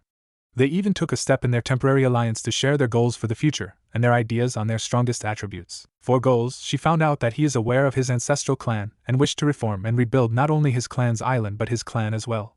He wished to have a family since he grew up as an orphan and was lonely for most of his life, which made her sympathetic and approaching the topic of his father even harder. But their abilities and skills are something they have in common, and that's their prodigious skill in ninjutsu. Naruto admitted he used seals in combat more often than ninjutsu, as he also admitted his struggle in maintaining proper chakra control because of his insanely large reserves at a young age, which made it impractical to use destructive ninjutsu if he could accidentally overpower it and cause more harm to his allies. Despite that, they were able to share their preferred elements, she with fire and earth while he with wind and fire, and she was even more surprised by his intense study into advanced chakra theory and elemental manipulation. She also had a feeling that he had the scorch element, as he had alluded to it, but it could be possible he is keeping a few skills in his back pocket. While it did strangely hurt her that he would keep something hidden from her, she had no room to criticize as she was keeping her own lava element hidden as well. But it still hurt. Stupid emotions and stupid boy for making her feel mentioned emotions. Kuratsuchi blinked her eyes owlishly when she noticed Naruto looking at her with a small kind smile as he patiently waited for her. I am sorry, Uzumaki-san, I must have spaced out for a bit. What did you say? I didn't say anything. I just like looking at the cute faces you make when you're thinking hard about something, the blonde answered flippantly with a larger smile that made her stomach do more flips. Stop teasing me, she quietly whined as she rubbed her face as it was practically burning to the touch. Don't lie and say I'm cute. Naruto frowned for a split second before his smile returned. I was not lying, but if you truly don't like it then I will stop if that is what you wish. Kami, why is he doing this to me? Kuratsuchi could only groan in desperation and defeat, her dark eyes looking at the blonde with a small frown. She loved his compliments and teasing, even if she wanted him to think otherwise, but now she was stuck. She sticks with her refusal and he stops teasing her, or she cracks and admits that he is breaking her down little by little with every teasing grin and innocent compliment. I'm not telling you what to do, it's not like I'm your wife or mother or anything, she finally muttered, hoping the idiot would accept her statement. It seems Kami had other plans, but you did propose to me when we first met, so that does make you my fiancé. Naruto grinned before turning around to walk towards their objective for the day. And what kind of husband-to-be would I be if I did not compliment my woman? Why must you do this? Naruto turned to look at the kunoichi and raised an eyebrow at her outburst, but before he could get a question in she had stomped up to him and grabbed him by the collar. She is surprisingly strong and sturdy, something that went through his mind when she had actually slightly raised him off the ground to bring his face to hers until their noses were touching, his feet only barely scraping the ground by the toes. He was always a bit on the short side in comparison to others his age, but Hiruzen always chuckled and told him he was going to hit a later growth spurt. She breathed deeply and quickly as she looked into his eyes. Kamizura-chan, I'm sorry if I upset you. Shut up. Now. She bit out each word and he flinched and nodded his head without meeting her eyes. All of your teasing, your innocent compliments, and the way you look as we work together. It drives me mad. What do you have to say? Why are you so cute? Naruto flinched, and it took him a few moments before his brain processed what his ears heard, and his eyes widened before looking up at the foreign kunoichi in surprise. Her dark eyes were narrowed, but he could see and feel the emotion burning underneath. Love. A burning desire. For him. I do not understand, Kamizura-chan. Kuratsuchi growled in the back of her throat, and a look of frustration crossed her face before she yanked him up, and with a yelp the blonde had his lips against hers and she held him close to her body. Her fist left his collar and traveled to his neck that gently grasped his neck with the slightest bit of pressure. But that did not stop her fierce kiss as she leaned forward to follow him when he was let down to fully stand on his own. He gasped suddenly when she used a fingernail to lightly scratch his sensitive cheek, and she capitalized that moment to slip her tongue into his. He never had a kiss before, let alone something this intense, and his inexperience caused a bit of drool to travel down the side of his mouth before she pulled away slightly to take deep breaths. I hate how much you wormed your way into my heart, Uzumaki-san Naruto-kun. Kuratsuchi breathed in his scent, nuzzling her face against his as she gently traced a fingernail across his whispered face. Forbidden love, almost as if it was written by your village's perverted sannin, but you make me feel normal. I feel like a genuine woman with you, and it hurts that it comes from someone in a rival village. Naruto gasped and moaned when he felt her hand squeeze just a tad bit more on his neck, and she hovered her other hand against his body with faster breaths. You are mine, and while you made it clear you will take multiple partners for the rebirth of your clan, I just ask that you let me know whenever you decide to take another love or wife. Understood? A gentle squeeze around his neck was all it took to make Naruto nod his head. You understood, Kamizura-chan. She smiled deviously before letting go of the young boy, a coy expression making Naruto's own stomach do a couple of somersaults. Then let us continue on our date, Naruto-kun. Naruto nodded his head and followed the confident girl to their date location, not knowing there was a proud and amused individual watching and hearing the entire situation. Oh, sensei, you would be proud of the Casanova your son is today. And the granddaughter of your biggest rival among the Kage. This will certainly spell disaster later. And if only I could make a deal with God, I'd make him swap our places, Naruto quietly sang to himself as he followed the Iwa Kunoichi towards one of the many buildings operated by Gato's thugs. You know, the whole point of scouting is to not be found. I know, Naruto answered and continued humming to the song in his head. That means you should stop singing. We use flashy and bright jutsu to kill our enemies. I think my light humming is the least of our worries to be spotted. Naruto shrugged and glanced at the raven-haired girl. Unless you want to do something to make me stop. Kuratsuchi gave a pointed stare at the blonde, knowing the intention of his statement by the smirk on his lips and the mischievous gleam in his eyes. I will not play into your hand, Naruto, but if you keep teasing and being a nuisance I will make sure you get your punishment later. Ooh, Naruto mocked with an even bigger grin. I'm so scared, Kamizura-chan. Naruto yelped as he rubbed his rear and winced at the pain that would surely cause trouble sitting. He looked at Kuratsuchi and saw her wearing a smirk of her own, and her eyes glinted dangerously in the sun as she stared at him. Her hand, the one that must have smacked his rear, was held behind her back and not bothering to hide the smirk that she gave him. Behave or I will do that again, Kuratsuchi threatened before continuing her walk. Naruto winced and nodded his head, all the while blushing in embarrassment due to the girl's own smirk and Kurama's laughter inside his head. What have I gotten myself into? With that question, he noticed Kuratsuchi slowed to a stop, and he followed where she was looking and was horrified at what he saw. A small outlying grove with a small cabin that must have been a small farm at one point is now burning with the crop destroyed. However, it is the mutilated bodies of an old man and woman outside the broken front door that upset Naruto's stomach. Despite his unease, he slowly approached the building with careful steps as he looked around for anything else. He saw nothing up until he reached the bodies, and he just gazed at them with a blank expression, but he could feel his eyes tearing up at the sight. Looking up, he moved around the corpses and into the house where he found it in complete disaster. Overturned furniture and shelving, broken picture frames, and shattered glass over the floor. It looked to have been looted for anything valuable not nailed to the ground. A blood trail led further into the house and he followed it, not hearing or noticing Kuratsuchi slowly following from behind. She had a pained expression on her face as she took in what happened, but her attention followed her blonde companion in worry about how he may react. He reached a bedroom that seemed to be a kid and adult's room if the small and large beds were anything to guess, but what grabbed hold of his attention is what is at the end of the blood trail. A man in his mid-20s, bleeding heavily with multiple slash and stab wounds but still barely breathing despite the wounds. His eyes slowly tried focusing on his as he approached, and a few gasps came out with his breathing. Naruto crouched next to the man and looked over the wounds with a small grimace. He won't survive even if his wounds were treated. Who are you? The man gasped out with shudders. Shinobi of Konohagakure, hired by Tazuna. Who did this? So Tazuna wasn't just talking out his ass. The man gave a weak and shuddering laugh. Gato's men came. We wouldn't sell the farm. Killed my parents, left me for dead. They stole my wife and daughter. Please. Naruto nodded his head at the small pleading word, putting his hand on the man's shoulder. I promise. Where did they take them? Compound south of here. Thank you, Shinobi-sama. Naruto Uzumaki will be fine, Naruto said softly, and the man smiled. His breathing soon stopped, and Naruto stayed there for a few moments just staring at the man's small smile. The man believed that Naruto would save the last of his family, and died with a relieved conscience. He picked the man's body up and brought him outside, passing Kuratsuchi with just a small hurting glance. Setting him down next to his parents, he called out, Shadow Clone Jutsu. 5 clones popped into existence, and looked over the bodies with the same blank expression. The original looked into the sky as he spoke. Bury them properly, headstone and all. Understood. Naruto let his clones get to work before turning to Kuratsuchi, but what shocked the girl was that instead of the beautiful blue eyes she grew used to, now only scarlet red eyes like that of a demon looked at her. Despite the rage she can see bubbling beneath the eyes, she knew that it was still her Naruto that was there in front of her. Naruto, they're all going to die. She understood the sentiment and nodded her head. Agreed. With the agreement, Naruto launched himself in the direction of the compound with Kuratsuchi following a bit behind. They knew the exact compound the dying man had directed them to.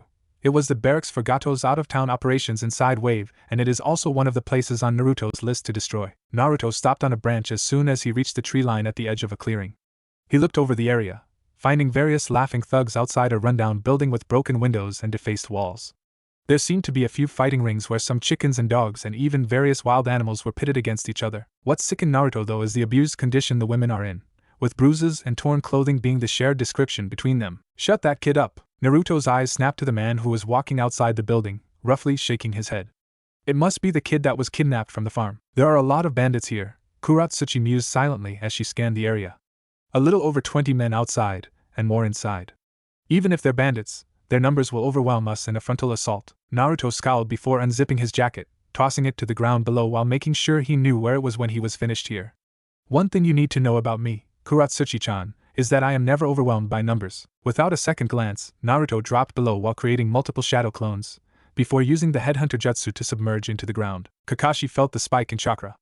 A faint feeling so familiar to one of the most traumatic experiences in his life caused his muscles to lock up and a shudder racked his body like a full speeding train. The hatred and utter loathing that was felt within the calming depth he associated with his student had him immediately concerned, and it took all of his willpower to get to his feet. Sasuke and Sakura looked at their sensei questioningly, confused by him getting to his feet and the look on his face. What's wrong, Kakashi-sensei? Sakura asked with a tilt of her head, taking the time away from her earth chakra manipulation training. Go inside and watch after Tazuna and his family until I get back, Kakashi ordered his students without looking at them.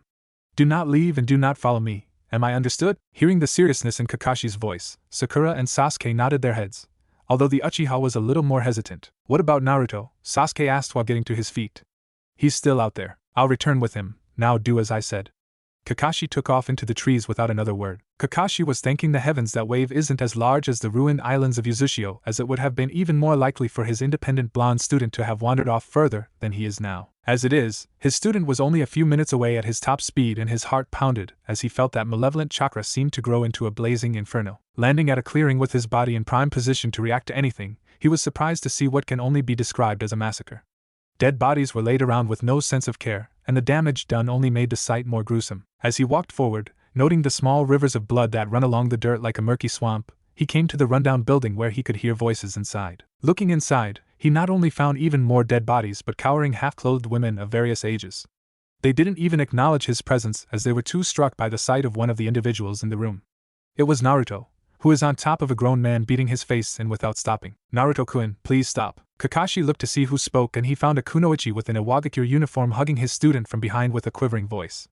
It slowed Naruto's movement to a stop, but judging by the blood and bone it was useless to think the man was alive. I was too late. Hearing the broken voice of his student, Kakashi decided to slowly enter the room and approach the blonde.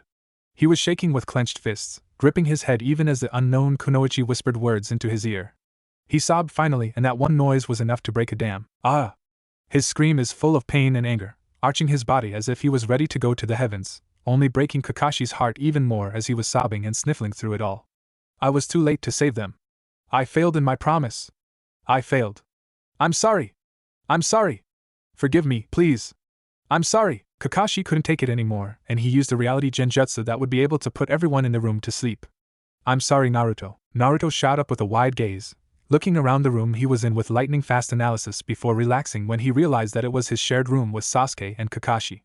He doesn't know how long he had been asleep, but it was bright out, so it is either only an hour or it is an entire day. It was weird for him to be asleep with no ability to contact Kurama or to influence his dreams as he usually could. The door opened and Kakashi walked in. His lone eye finding Naruto's, there seemed to be a big weight released from his posture, and he moved inside and sat down near the blonde Jinchuriki. It was silent as neither looked at the other, but thankfully it was Kakashi that broke the silence. Do you want to talk about it? Naruto glanced to see Kakashi now looking at him with a soft and understanding gaze. He just shrugged, leaning his head back against the wall. I'm over it now. There's nothing I can change anymore. That may be true, but it is still good to talk about these things. What would you like me to say? I wish I could have been there faster, that I was stronger, that I knew some dark jutsu that can reverse the innocent deaths that I could not prevent. Naruto scoffed and looked at his sensei without moving his head from the wall. I'm not insane or gullible. I understand that this is our world, that no matter how strong I can be it would not matter as I cannot save everyone. I'm not the Rikuta Sennin. I'm not a godlike being. Kakashi nodded his head and leaned his head back with closed eyes, feeling his duty as sensei to get his student to open up about the experience. Explain the train of events to me. Whose promise did you fail? Naruto grimaced but knew that Kakashi won't let him go until he was satisfied, so with a sigh he decided to answer the man.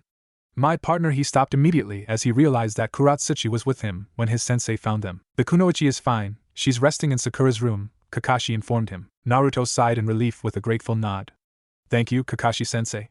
As I was saying, my partner and I were going to scout out a food warehouse and possibly steal it all to give to the starving villagers, after interrogating any mercenaries we captured. However, we came across a small outlying farm and we found it burning with 3 dead bodies, an older couple, and the lone survivor, a husband and father. Naruto gave a shaky sigh as he ran a hand through his hair, looking down at the floorboard. His wife and daughter were taken by the thugs, and he died after he asked for me to save them, and I accepted. When we arrived, I thought that we had enough time to save them. Kakashi noticed a pause and looked at his student to see him squeezing his eyes shut and clenching his fists against his pants. What did you see? They butchered the little girl, Naruto growled, and a few tears fell down his cheeks before he wiped his face angrily. The woman was beaten so badly as they raped her that she couldn't recognize the world around her. She was broken, sensei, and no amount of medical jutsu would fix her. What do you do for her then? Naruto slammed his fist into the wall, creating a hole to reveal the outside from his strength. I lost it, Kakashi. I've been learning how to control Kyuubi's power, to manage my rage and hatred so I don't lose myself to the power. But seeing that little girl and her mother like that, I couldn't hold myself back. I butchered them like animals. Kakashi nodded his head so far. His student is working through the emotions, and it meant living through his actions posthumously no matter how tragic it was. Minato was there for him when he was in Naruto's situation, and he will return the kindness in turn. What did you do? I didn't even let them die quickly, Naruto said without hesitation, his blue eyes now orange as he seemed to grin at the memories of what he did. It quickly turned to a scowl as he remembered why he did it. No death was merciful, sensei. I made sure that each bastard lived through what I did. I cut off their dicks, I cut them open like lab rats, and pulled out their entrails. I made a guy eat another man's heart, sensei. The last man I wanted to finish especially painfully, Naruto spoke slowly and deeply as if he was living the moment again. I used my kunai to pin him to the floor by his palms before straddling him, and then snapped every single finger. I made sure that everything he felt is real, and so much more than anything he could have done to that woman. I enjoyed his screams and his pleas for me to have mercy on him. I enjoyed it as he cried and begged for any of the women he raped and assaulted to help him, and I especially enjoyed it as I beat his head in. Naruto turned quiet as he leaned his head back against the wall, and his orange eyes looked at the ceiling. I didn't stop even when he was no longer begging for mercy. I sure as hell didn't stop when he was no longer breathing. I kept going.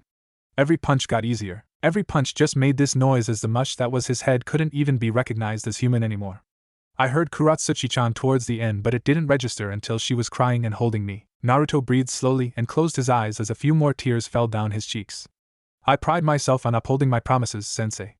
If I am to be anything, I want people to know me as someone who keeps to his word. Without that, I am nothing as a shinobi or a person. He met Kakashi's eyes and he seemed to be begging for assurance from the older man. I am a man of my word, and I couldn't do that for a dying man, sensei. I had failed my first promise, and it was for someone who deserved it the most. He deserved to go through heaven knowing he trusted the right person. I couldn't fulfill that. Kakashi was silent as he watched his student cry over something others would find an inconsequential mistake. For most shinobi, failing a promise, especially a promise to a dead or dying person, is merely a minor inconvenience, but it wasn't something they lost themselves to. But for Naruto, his word meant everything because he had grown up with everyone doubting him and his potential until he one day let loose that he is the Yandame's son. I can understand how you feel, Naruto, he started quietly but loud enough for him to hear. I can't understand exactly what you went through or how you feel, but I know your type of pain and regret.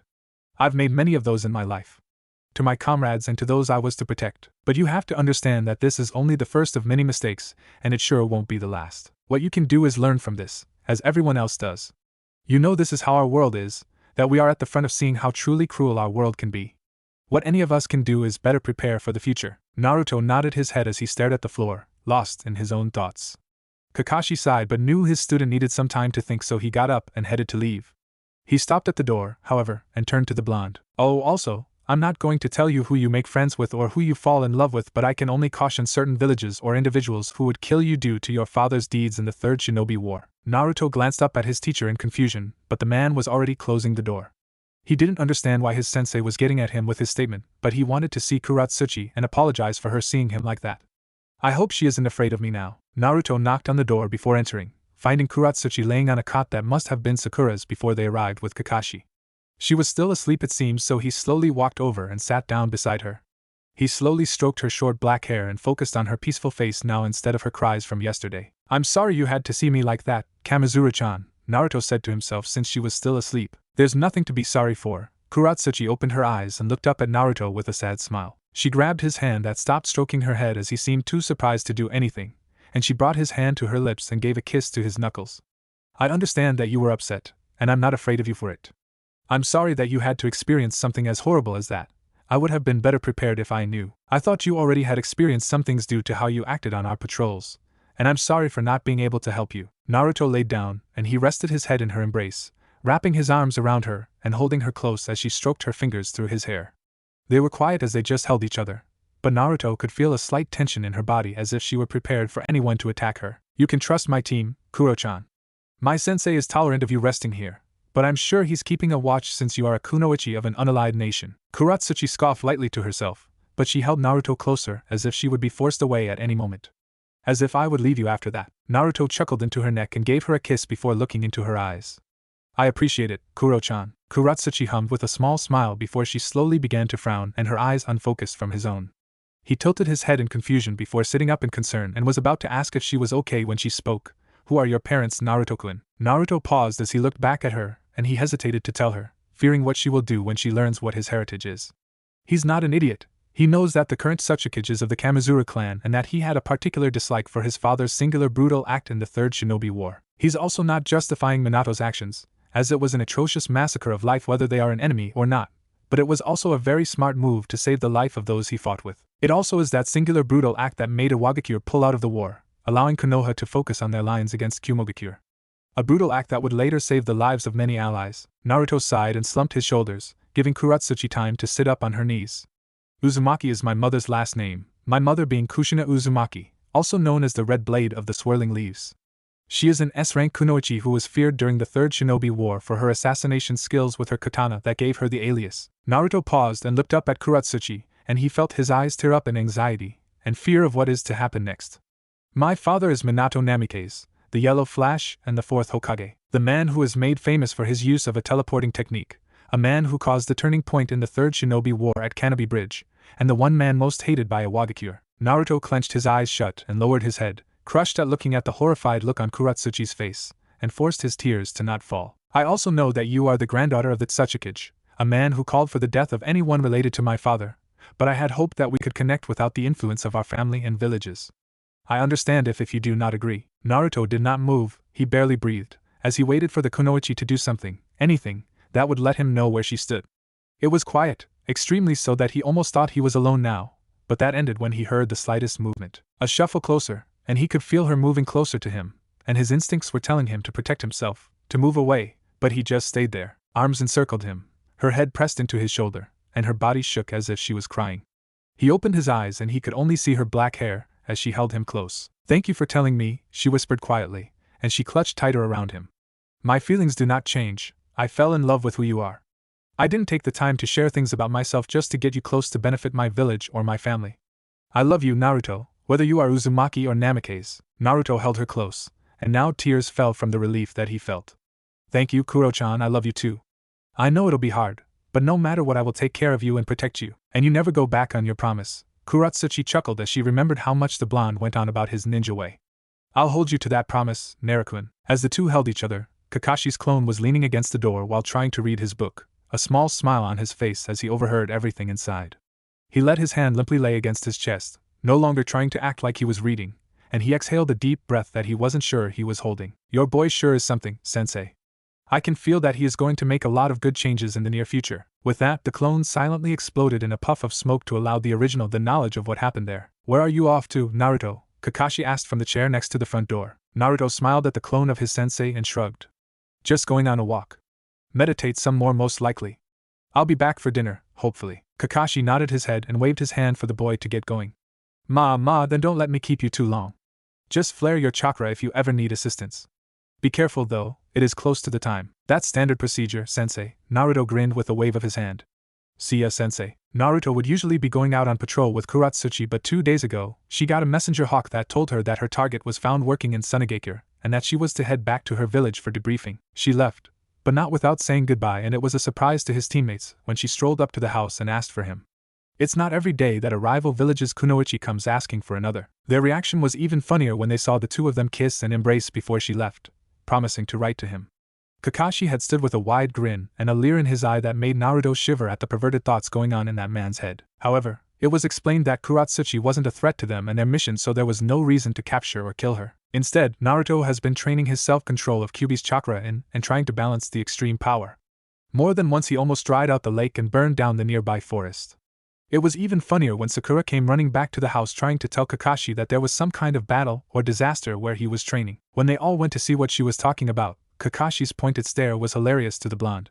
It only made his teammates warier when he was asked if he was responsible, and he answered honestly. Sasuke looks at him with even more envy and a small amount of respect, while Sakura looked at him with caution and fear as if he was some kind of dangerous animal. With the transformation, you are technically an animal. Naruto rolled his eyes. You said I looked normal. For a Jinchuriki, yes, you were as normal as they come. Naruto shook his head at the Biju's cackle and grumbled about mean old beasts, and the reinforcement of a certain nickname. Naruto stopped in the clearing, pulled from his musings when he caught the scent of something new in his area.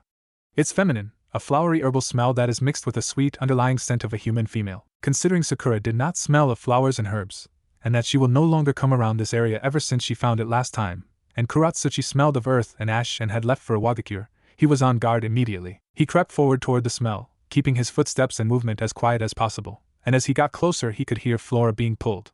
As he reached a clearing, he found a young woman with long black hair hunched over a patch and pulling some of them into a basket. She wore a pink and white kimono, her hair let down straight like a midnight waterfall, and as he got closer he noticed black painted nails. Wait! Holding up the rabbit hand seal, he called out, Uzumaki marked Fuinjutsu, freeze. Immediately, the woman froze in place and there was a startling noise coming from her. The blonde couldn't hold it. He began laughing out loud at the absurdity of this encounter. Oh my Kami, no way the chances of this happening had actually come. Reveal yourself. At the familiar voice, Naruto walked around while avoiding the herb patch and crouched in front of the unmasked fake Hunter Nin. A beautiful face befitting the lithe but strong figure of the female kunoichi, hazel eyes staring back in open surprise. Hello again, Hunter-chan, the girl groaned and closed her eyes to not look at him. I thought I would be able to avoid you. I hate my luck. Naruto chuckled and sat down. Really? 'Cause I love my luck. What brings you here, Hunter-chan? She took a deep breath before exhaling roughly. You know why I'm here. I am gathering medicine for my master, Zabuza-san. How is he recovering? Well, I hope, Naruto spoke honestly, shocking the girl. Just because we fought doesn't make us eternal enemies or anything like that. We're just hired by two different opposing people, so there are no hard feelings about this. Unless he rapes people like others under Gato's employ, then we do have a problem. The girl is surprised by the venom in the boy's tone, but she felt that she doesn't know how to describe it, but her heart felt light that the blonde genin cared for such despicable acts. Zabuza-sama would never fall so low as to do something as heinous as that. We are paid to kill, yes, but we would never do that. Naruto smiled a toothy grin that made the raven blush. Good. I'm getting tired of expecting the worst of others. The girl then felt control of her body return, and the black swirl disappeared again from her skin after retracting from its constriction. She leaned back and stared at the blonde boy as he just looked down at the ground with a faraway look. You've seen the warehouses. It wasn't a question, and Naruto gave no indication other than an eye twitch that he heard her, but he nodded after a second of hesitation. I've raided every single known location owned by Gato. Most are just warehouses of things he's taken, food, and possessions. The others are disgusting dens of horrible activities. She silently nodded, having heard Zabuza laughing when Gato had complained about losing his warehouses to a singular person. She did not feel sorry. If anything, she and her master were glad they were taken out and dismantled. I'm glad you did. It made working for the man unbearable knowing what he allowed to happen, and until we got paid there was nothing we could do. No offense, but he won't be paying you, Naruto said. Getting a questioning look, he continued, what I mean is that he doesn't have a good record of paying people that he owes, and even if he did, the moment I find him he's a dead man. Haku stared into his determined eyes and tilted her head in curiosity. Deciding to test the boy for her own interest, she asked, what do you get strong for, Naruto? Is it for yourself? Naruto narrowed his eyes slightly in confusion. I guess in part one do it for myself. I do it out of my own desire to protect myself and those I love. Despite Aji-chan not telling me of my parents, I can understand that people make stupid decisions out of fear for the safety of those they love, so if anything I appreciate that he would lie to the entire village to protect me no matter how horribly wrong it went. I haven't fully forgiven him yet, but he is doing his best to make it up to me. I am also getting strong to be respected and as a good role model. Aji-chan has a grandson, and even though we didn't get along at first, I want him to look up to me in a good light, as someone to follow and to strive to become. Naruto noticed the small smile on Haku's face, so he decided to tell her more of his desires. Don't think that I am some saint or some shit like that. I am a shinobi and a killer, and for that, I am not perfect. I desire revenge against those who desire for my clan to be snuffed out of history like the Senju and Uchiha. I desire to rebuild my clan, even if it means over the bodies of those who threaten my future, even if those people are surviving clan members. I will do whatever it takes to make sure my clan and home come back to prosperity. Haku now looked with a small frown at what she has heard, but she understood the sentiment. Long ago, when she was first trained by Zabuza and she found the love of a father, she desires to protect him with her life, and she still does. She will protect the man who trained her and raised her, and it warmed her heart because he has also said much the same over the years. So despite the aggressive nature of the younger's desires, she found herself approving it. I can't say I completely agree with your sentiments, but I agree with your desire to protect your loved ones. I believe that one can only be truly strong when they have someone to protect, like you with your Aji-chan, and Zabuza is that one for me. I love him like the father I wish I was born from, and despite how he seems, he cares a lot for me and his former village. Naruto now was interested as well. I thought he had tried to murder his former Mizukage? Haku nodded her head. He did, but the reason he tried to was because of the new doctrines that were put into place. The Mizukage slowly saw the Kekkei Genkai clans within Kirigakure as a danger to the nation, so he started what would become the Blood Purge. Essentially, anyone who has any type of Kekkei Genkai was killed or imprisoned, but after the Second Shinobi World War, Kiri had a large population of Kekkei Genkai. As such, this caused a civil war, and while Zabuza-sama was one of the Jonin swordsmen who were hunting Kekkei Genkai, he met a woman that changed his mind. Then he found me, so he wanted a safe future for us, and he tried to kill our Mizukage. It didn't work, she told him, sarcasm in her voice. Clearly it didn't, because Kirigakure is still in a civil war, and we are now rogue ninjas finding work to supply the Kekkei Genkai rebels. That's why we are working for someone like Gato currently. He is offering as much money as it dwarfs our last 5 jobs put together, which means we will bring back enough money to fund the rebels' operations for nearly half a year.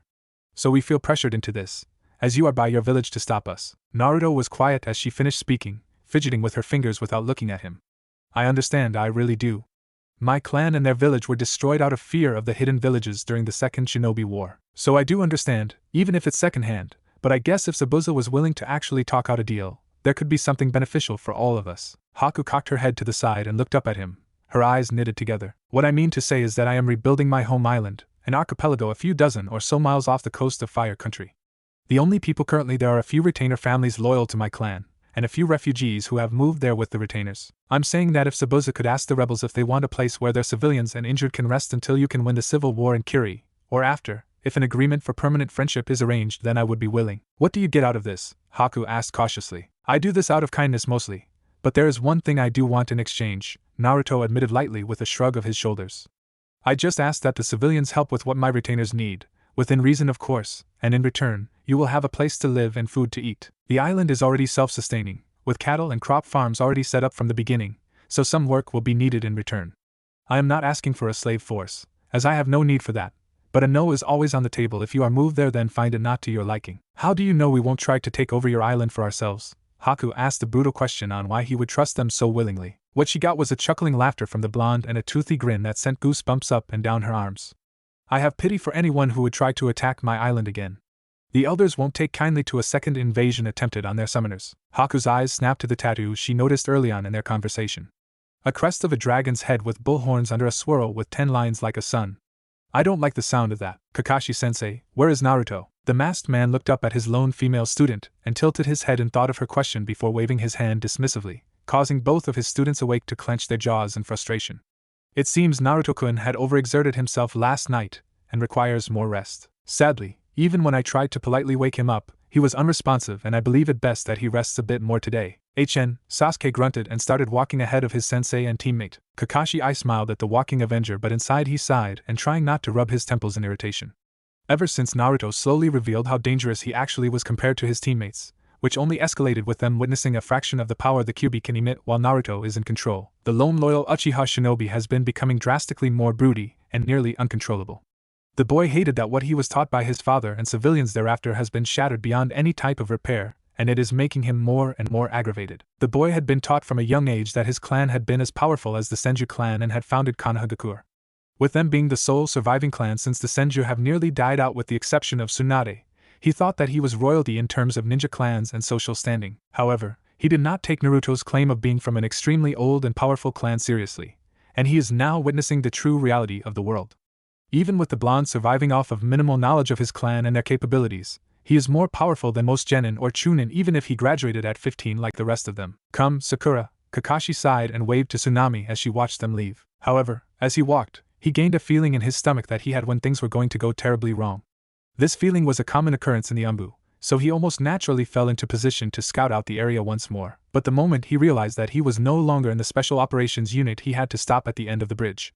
He realized too late that the area is covered in moderately dense fog, but he can see some bodies lying on the stone's surface. There was no blood that he could see, but each body had a samban in their necks, the same style as the fake hunter Nin. Kami, why did I choose today of all days to let you rest? Kakashi grumbled to himself at the thought of his blonde student as he watched as two figures slowly revealed themselves in the fog. It is good to see you again, Hatake. Zabuza greeted the man, but his eyes scanned around him. Where is the blonde kid? Kakashi tilted his head in mock confusion. I don't know what you mean. What blonde? Zabuza laughed deeply and held his stomach. You know who I am talking about, Kakashi. My apprentice says they saw him in the forest, and that he is doing well. So I know he is alive. All I want to know is where he is. He does not strike me as one who would miss a fight. Naruto, Kakashi groaned as he glanced at the masked apprentice. Of course, the blonde would meet and not capture the young girl, and he knew that the blonde knew who she would be because he is not that stupid. I sent him back to Konoha for reinforcements. Zabuza slapped his face in frustration. I can see I won't get a straight answer from you, so that means that my apprentice will just have to amuse themselves with your other students. Before anything else could happen, there was a bright flash that blinded the entire bridge even though the origin of the light was nowhere near their location. It took a moment before it died down, but almost immediately the ground had rumbled and a mile away there was an explosion. That's in the direction of Gato's compound, Haka said aloud to her master. Indeed it is. I wonder what could have caused that. Zabuza cupped his chin in thought but shrugged and grasped his sword handle over his right shoulder. We will worry about that later. Let's focus on making sure we get paid.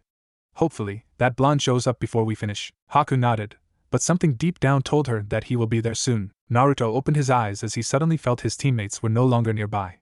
He was in his mind trying to heal some internal wounds he had sustained from training in Kyuubi's second tail form. These wounds are minor, mostly bruising, but left untreated can permanently damage him if he enters the second tail again. He did not want to be a cripple due to carelessness, so he slept in to do a bit of healing. Sitting up, the blonde felt a few pops under his shoulder blades and his back as he stretched before he got to his feet and rolled up his temporary bed. As he slipped on his sandals to leave through the window, he heard a crash downstairs and a scream from Tsunami. He felt for any chakra, but he didn't feel anything except for civilians, so that ruled out Zabuza or Haku trying anything while his team was away. Opening the window, he crept on the roof to where the front is and silently dropped down. Two men, Ronin, stood in the doorway. One held Tsunami to her knees by her hair, a manic grin on his face as he watched his partner approach Inari with his katana out. Now that won't do. Naruto flashed forward, easily burying a kunai into the neck of the Ronin that held Tsunami, before he moved forward again and slammed his shoulder into the last.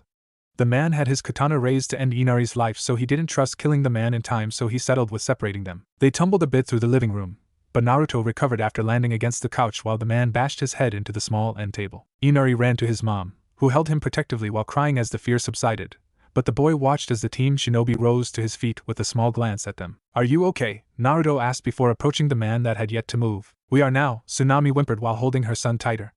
Thank you. None are needed, Naruto answered before stabbing the man at the base of his skull where his spine met. I do suggest finding somewhere else to stay until I handle Gato. Tsunami nodded her head and got up to lead her son away, but he refused to budge. Both she and Naruto looked at him to see him shaking and fighting back tears, but his face contorted into a pained expression. I am sorry for doubting you. I'm sorry for being mean. Even after all of what I have said, you still saved me. Naruto smiled softly and approached the boy that is now wiping his face of the tears that now continuously fell. He wiped his hand of the blood before ruffling the child's hair with affection. It's okay, Inari. I know what loss and pain can do to a person. I will still give my life for your and your village's safety, but right now, I need to go make sure Gato doesn't do this again. With that, Naruto left and jumped into the trees, and began running for the last and most guarded compound in Wave. It is also the main hub for all of Gato's shady dealings in this area, and the blonde avoided it in favor of giving the man a headache by dismantling his various operations. But after this cowardly attack, the blonde has no hesitation about what he is about to do. As he neared the area, he dropped into a clearing he found while scouting the area 2 months ago, and when he sensed he was alone, he cut his finger and ran a trail through the tattoo on his arm. Uzumaki Summoning Contract, Ancient Beasts, Betelgeuse. With a flash of light and a new scorching temperature, the summoning smoke cleared to reveal the creature.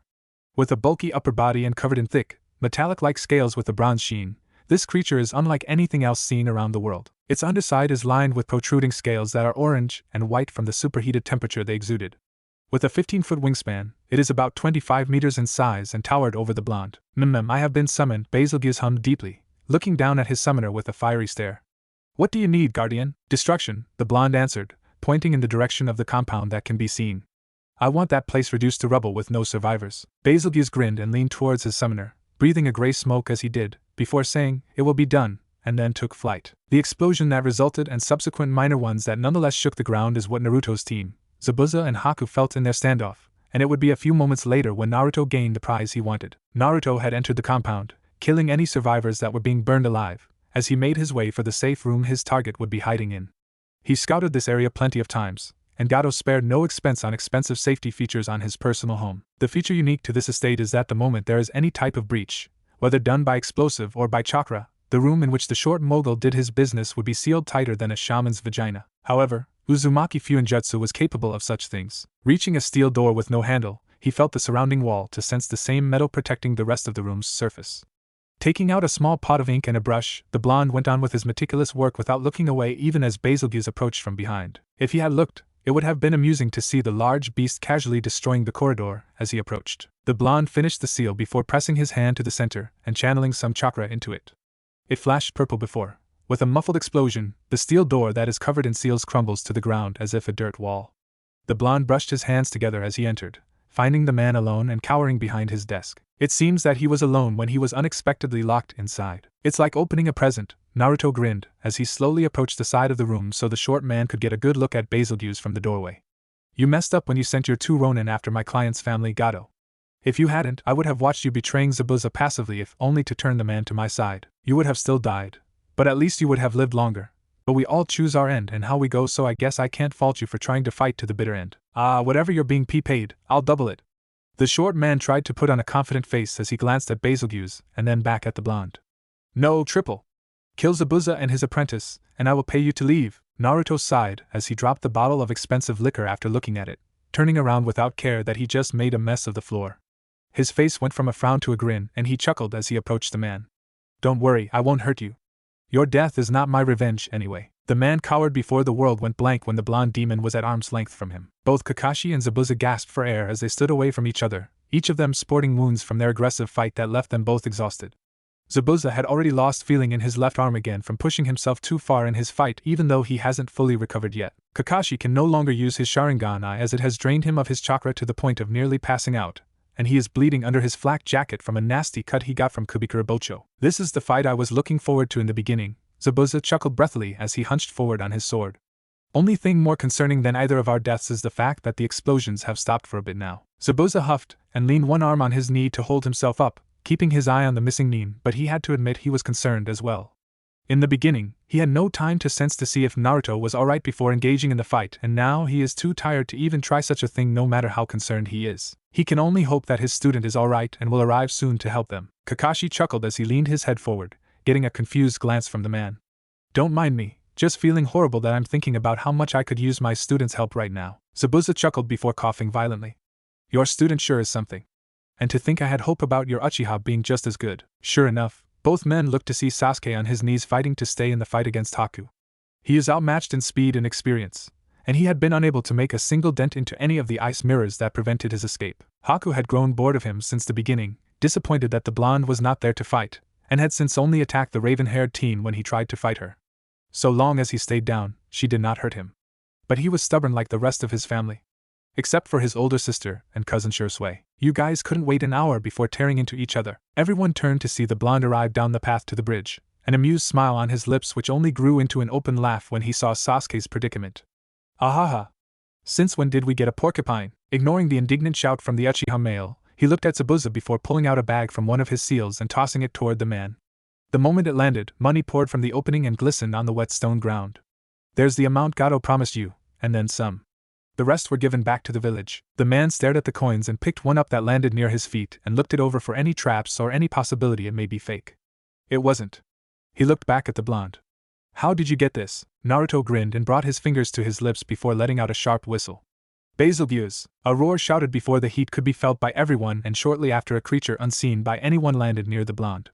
Tied to his back is Gato, sweating and screaming despite the gag in his mouth. He is sweating profusely from the heat Betelgeuse produces, and to those who can barely see him it almost looks like a pig in human clothing squirming as if it is about to be put to the slaughter. Naruto patted Betelgeuse on one of the scales under his body as he untied Gato from the beast, pulling him forward and tossing him to the ground. I already told Haku what I planned to do, and I did it when this bastard sent 2 of his Ronin after Tazuna's family. He saw the anger for Gato in Tazuna's eyes get washed over with concern for his family, and he raised his hand to calm the man.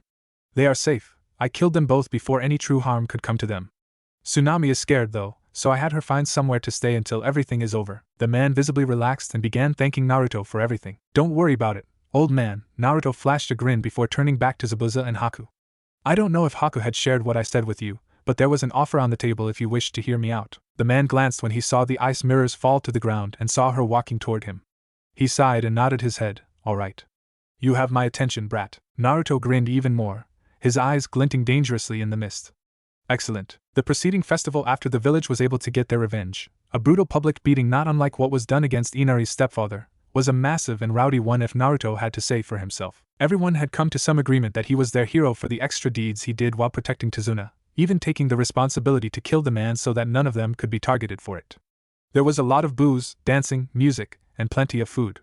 The younger people were even going to secluded areas to have sex. To shorten it, it was a madhouse. And Naruto enjoyed it as it brought smiles to the people's faces. It was during the celebrations that he was approached by a familiar figure. Naruto. Naruto turned and was greeted by the sight of a red-haired man with brown eyes, and 3 claw marks over his left eye that had not blinded him. He is tall, about 6 feet and 6 inches, and towered over many people as he made his way forward. He wears a black overcoat, a white shirt with half the buttons undone to expose a muscled chest, as well as pants that end at the knee. He carries a long katana with a blue scabbard on his right side, hanging in a red sash that is barely covered by the white shirt. This is his distant cousin Shanks, a former pirate raiding other continents across the Kaizoku and Kanashii seas but is now captain of one of 2 Uzumaki ships. Not like a navy is needed for people capable of walking on water or with seals able to instantly transport individuals over long distances, but the valuable asset to devastate shore villages before approaching was quite an unignorable benefit. Shanks, what are you doing here? Naruto handed a bottle of alcohol to the man as he continued sipping his own cup. Not happy to see me, Shanks laughed as he accepted the bottle. You know it's not like that, Naruto chuckled with a shake of his head. I just wasn't expecting to hear from anyone until I got back to Konoha, or somewhere more private to talk. Shanks shrugged and leaned on the table as he drank from the bottle. I decided to stop by since I heard about how a blonde had freed a nation from a greedy bastard. Naruto laughed and shook his head, watching as Zabuza was slowly finding himself swarmed with drunk women who no longer feared him. He couldn't find Haku. It's good to see you. How is home? Prospering, Shanks answered. With that Phantom Hive boy setting up the factories for production, we've been easily making plenty of income to do what we need to do. A few people came looking to take advantage of us thinking we are just a small community, so we gave them a warm Yuzushio welcome. Naruto laughed at that.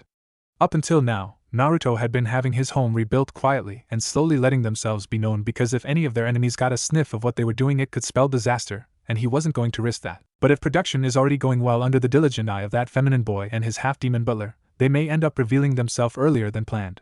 Maybe in the next year, but if more people come to them, it is likely that it will be earlier than that. Good to know we are making a profit already, Naruto said with a sip of his drink, already thinking of his next move. We may end up having some civilian and injured shinobi being brought to the island. Inform Grandpa Jinrei about it and tell him that I will let him know any other information as soon as I myself figure it out. All right, Shanks ruffled his cousin's head with a smile. Hope to see you again. I'll tell Luffy you said hi. Naruto thought about his cousin's adopted brother with a smile. That boy was always fun to be around. Even if his crew took things a bit more seriously than him, it was always refreshing to see them. Okay, Shanks, see ya. With that, he was alone again with his drink, although he did give a smile whenever the kids saw him and came to say hi and thank him. Who was that? Naruto turned his head to see Haku in a beautiful pink kimono with white lily patterns, her hands grasped nervously behind her as she refused to catch his eye. She is beautiful, he had to admit, and it took a bit to not blush and even more effort when Kyuubi began whistling in approval. He gave a smile and motioned for the spot next to him before answering. That was a relative of mine. He was passing by and came to say hi. I didn't see you for a while. I thought you weren't here. Haku giggled softly before looking at Zabuza, who is still currently awkwardly navigating from one drunk woman to another in an effort to get away. I couldn't leave my father alone to fend for himself, but even I was getting overwhelmed near all of them. Naruto laughed and nodded his head as he looked back at the swordsman. Yeah, I can see he isn't very adept in navigating social gatherings. That, or he is easily flustered around a woman. More of the first one with a bit of loving someone already, Haku hummed as she watched the blonde watch the festival. He is at ease as he watches everyone enjoy the celebration, gently rubbing a finger around the glass cup that is only half filled now, and his eyes are soft as he watches even kids run around with laughter. She didn't realize how long she was staring until he turned to look at her, and those soft eyes looked into hers and she felt her breath hitch, a shock running up and down her spine. She fumbled with her fingers, looking away, before chastising herself in her head. I'm acting like a little girl with a crush. I'm 18 and he's 16. We are adults in every way of our profession, but why do I feel so much freer when he looks at me? Naruto placed his hand on hers, stopping her thoughts immediately, and she looked up to see the smile he was giving her. You're beautiful in that dress, by the way. Not just with your body, but the way it lights up your eyes and face, it's like looking at a goddess. But even then, it would be giving a goddess too much credit. Bump. She blushed as her heart beat faster and harder. Naruto yawned as he stretched his aching muscles, sitting up to let the comfortable blanket fall down to his lap, and blinked away the sleep to take in the room. With the alcohol filtered out of his system, he is slowly remembering the previous night from where his most detailed memory left off. It was easy, with Kyuubi and Uzumaki genes blending to get rid of his intoxication with only a minor headache. He spent last night talking and joking with Haku, watching after Zabuza as he tried to avoid the village women after him. His only solace came in the form of Tsunami, who took pity on the man and took him for a walk through the village. Haku had smiled softly, remarking that she trusted he was in safe hands, before their night continued on together. Naruto shared a bit more than he intended about his home and of his family, and the retainer clans.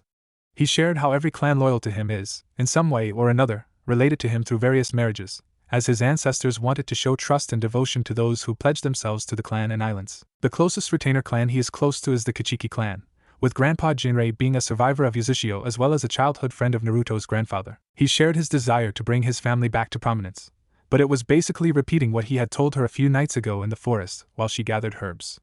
Looking back, he is confused that she isn't disgusted or concerned that he is going to take multiple wives and that so far he already had 2 women that he cared for. It escalated dramatically from there, both of them going to his room in Tsunami's house where they. Naruto tensed when he felt something shift at his side, and he slowly looked to take in the sleeping face of the girl he spent most of his night with. She had a small smile even in her sleep, and he was quiet as he got out of his bed and backed up to the wall. Oh boy, Naruto thought while biting his finger anxiously.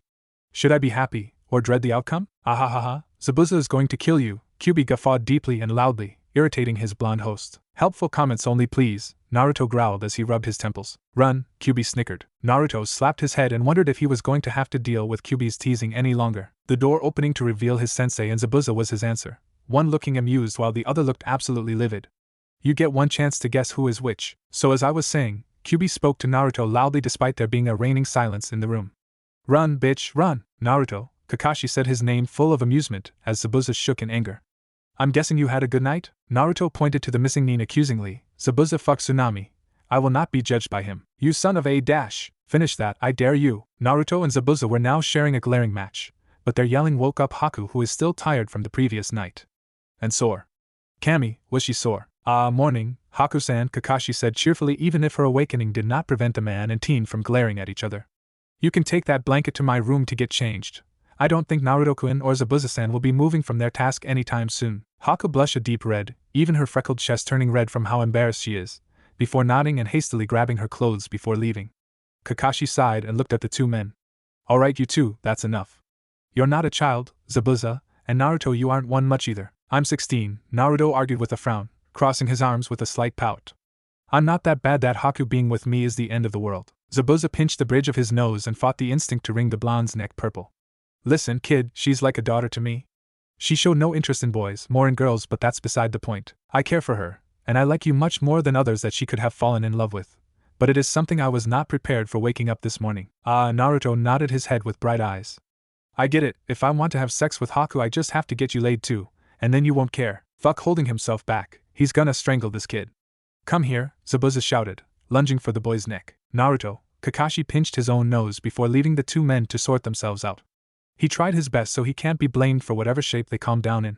He will just make his student clean and fix any damages. It had taken the 2 a while, with quite a few shouts and destroyed property, before either of them calmed down enough to actually sit down with the rest of the household. Kakashi had Haku come sit with his team and Tazuna's family until her father and lover finished their dispute, but he took his chance to do some harmless teasing without pushing it too far.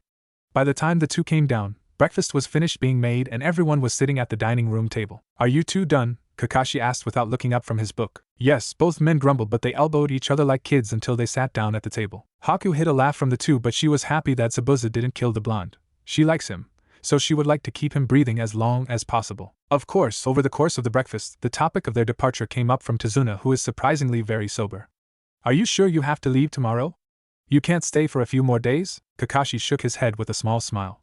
We have to get back to Konoha to debrief the mission. It is also getting close to the exams. While the other two seemed a bit confused, Naruto was not, as he was hoping that they could participate in the exams. They're fresh out of the academy for the most part, so it was unlikely they would be approved. But if he pushed Hiruzen enough, he might cave and make an exception. He also heard that this will be one of the first exams in nearly a decade where all large shinobi villages will participate. That is sad, but we understand. Tazuna sighed before reaching into a sack on the ground and handing it to Naruto. You never brought it up, so I assumed you had forgotten, but this is what my friend left. It's sealed from what I could tell, so I have not seen what's inside, but I believe it is a weapon. Naruto took it with a nod and placed it in his pack, as he was in no rush to look at what was inside. Appreciate it, old man. So, while on the topic of leaving, Kakashi started before looking at Zabuza. Where will you be going? The kid offered us a place on his island, Zabuza answered before Naruto could stop him. The blonde looked up at the swordsman with a look that basically just said fuck it all before he looked at his sensei's confused stare. Sakura looked confused but did not vocalize it, while Sasuke rolled his eyes without believing anything. Zabuza smirked and acted shocked. Was that a secret? Naruto sighed and shook his head.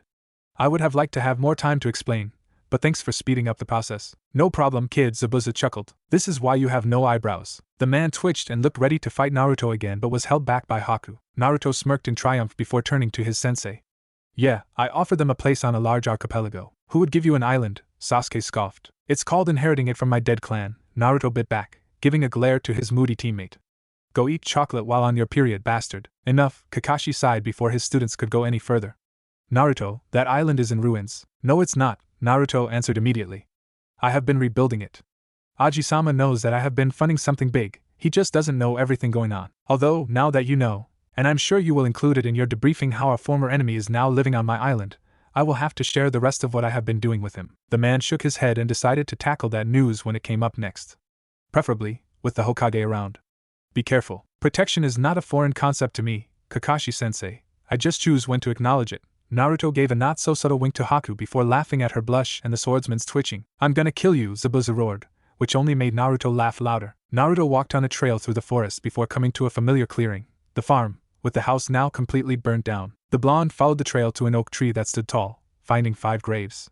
The headstones didn't have any names or anything, but he knew who they were for all the same. Kneeling down, Naruto cleared a few fallen twigs and leaves from the graves, brushing off the headstones as well. He just looked at them, his eyes going back to the middle one as tears started forming. I'm going to be leaving today. My team and I completed our mission. The village is finally free. Naruto took a shaky breath as he wiped his eyes. I want you to know I made the bastard suffer. I finished off Gato and everyone can have peace, again everyone but you. The blonde hung his head as he cried now, his body shaking as he fought the sobs from escaping. I'm sorry I couldn't hold on to my promise. I really tried, but it wasn't enough. I don't know if you forgive me or if you are cursing me, but I deserve nothing less than your judgment. Naruto bowed his head to the graves, his fingers clenching through the dark dirt. I applied seals to your graves so that they won't decay, and no one can disturb your rest for any reason. I hope that is enough. Naruto gave one last bow before standing and leaving to meet his team at the bridge. So after that, Tazuna had more help and the bridge finished quickly after that. We stayed for the festival and left the day after that morning. Hiruzen blew on his pipe, setting it aside to ask, and what of the missing Nin, Zabuza Momochi, and his apprentice? Kakashi looked at Naruto, who was looking out the window. You may want to speak to this one here. Privately, if possible, Hokage Gigi. Naruto glanced at his 2 teammates, who were barely paying attention. What I share is private clan business, I'm sure you understand. Hiruzen nodded his head and waved his hand. Your team is dismissed, Kakashi, they may leave. You and Naruto will stay, however. Kakashi nodded his head and led his students out of the room, both of them torn from being grateful that they don't have to stand there anymore and curious of why Naruto was staying. Nonetheless, they followed their sensei and Hokage's orders and left without much fuss, even if they wanted to. Now, Naruto-kun, please explain. Hiruzen waved his hand. Zabuza and Haku, his apprentice, were given an offer on behalf of myself as head of my clan, which is not stationed inside of Konoha. As such, I did not need to consult with my sensei about my decision, and when they accepted I gave them a location to go to so that they will be taken care of. Hiruzen listened silently. Where is your clan situated? You and I both know that your clan, at most, is scattered to the wind, and your old home was destroyed just as long ago. For the last 7 or so years I had come in contact with retainers of my old clan, and they found that I am the closest related to the previous royal family prince. As such, they pledged themselves to me and do as I say. I respect the old man of the clan, as he was alive and the childhood friend of my great-grandfather, and he survived the Uzushio massacre. Naruto pulled out a scroll that he was handed as soon as he got to the village from one of his shinobi. This scroll is the latest update from them. I already looked it over and found it safe to share without revealing any private information. Hiruzen took the scroll and read the contents of the scroll, his eyes the only thing to show emotion as he found his eyebrows rising. I see, so this is where your funds have been going. Naruto grinned as he accepted the scroll back.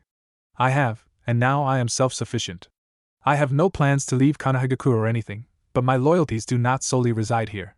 I am sure you understand, due to the laws of the first summit. Hiruzen nodded, but his aide, Irika, was confused by this as he refrained from looking at the scroll and had been writing out payments to teams that have completed missions. A shinobi cannot have any loyalties to any other village, rival, or ally.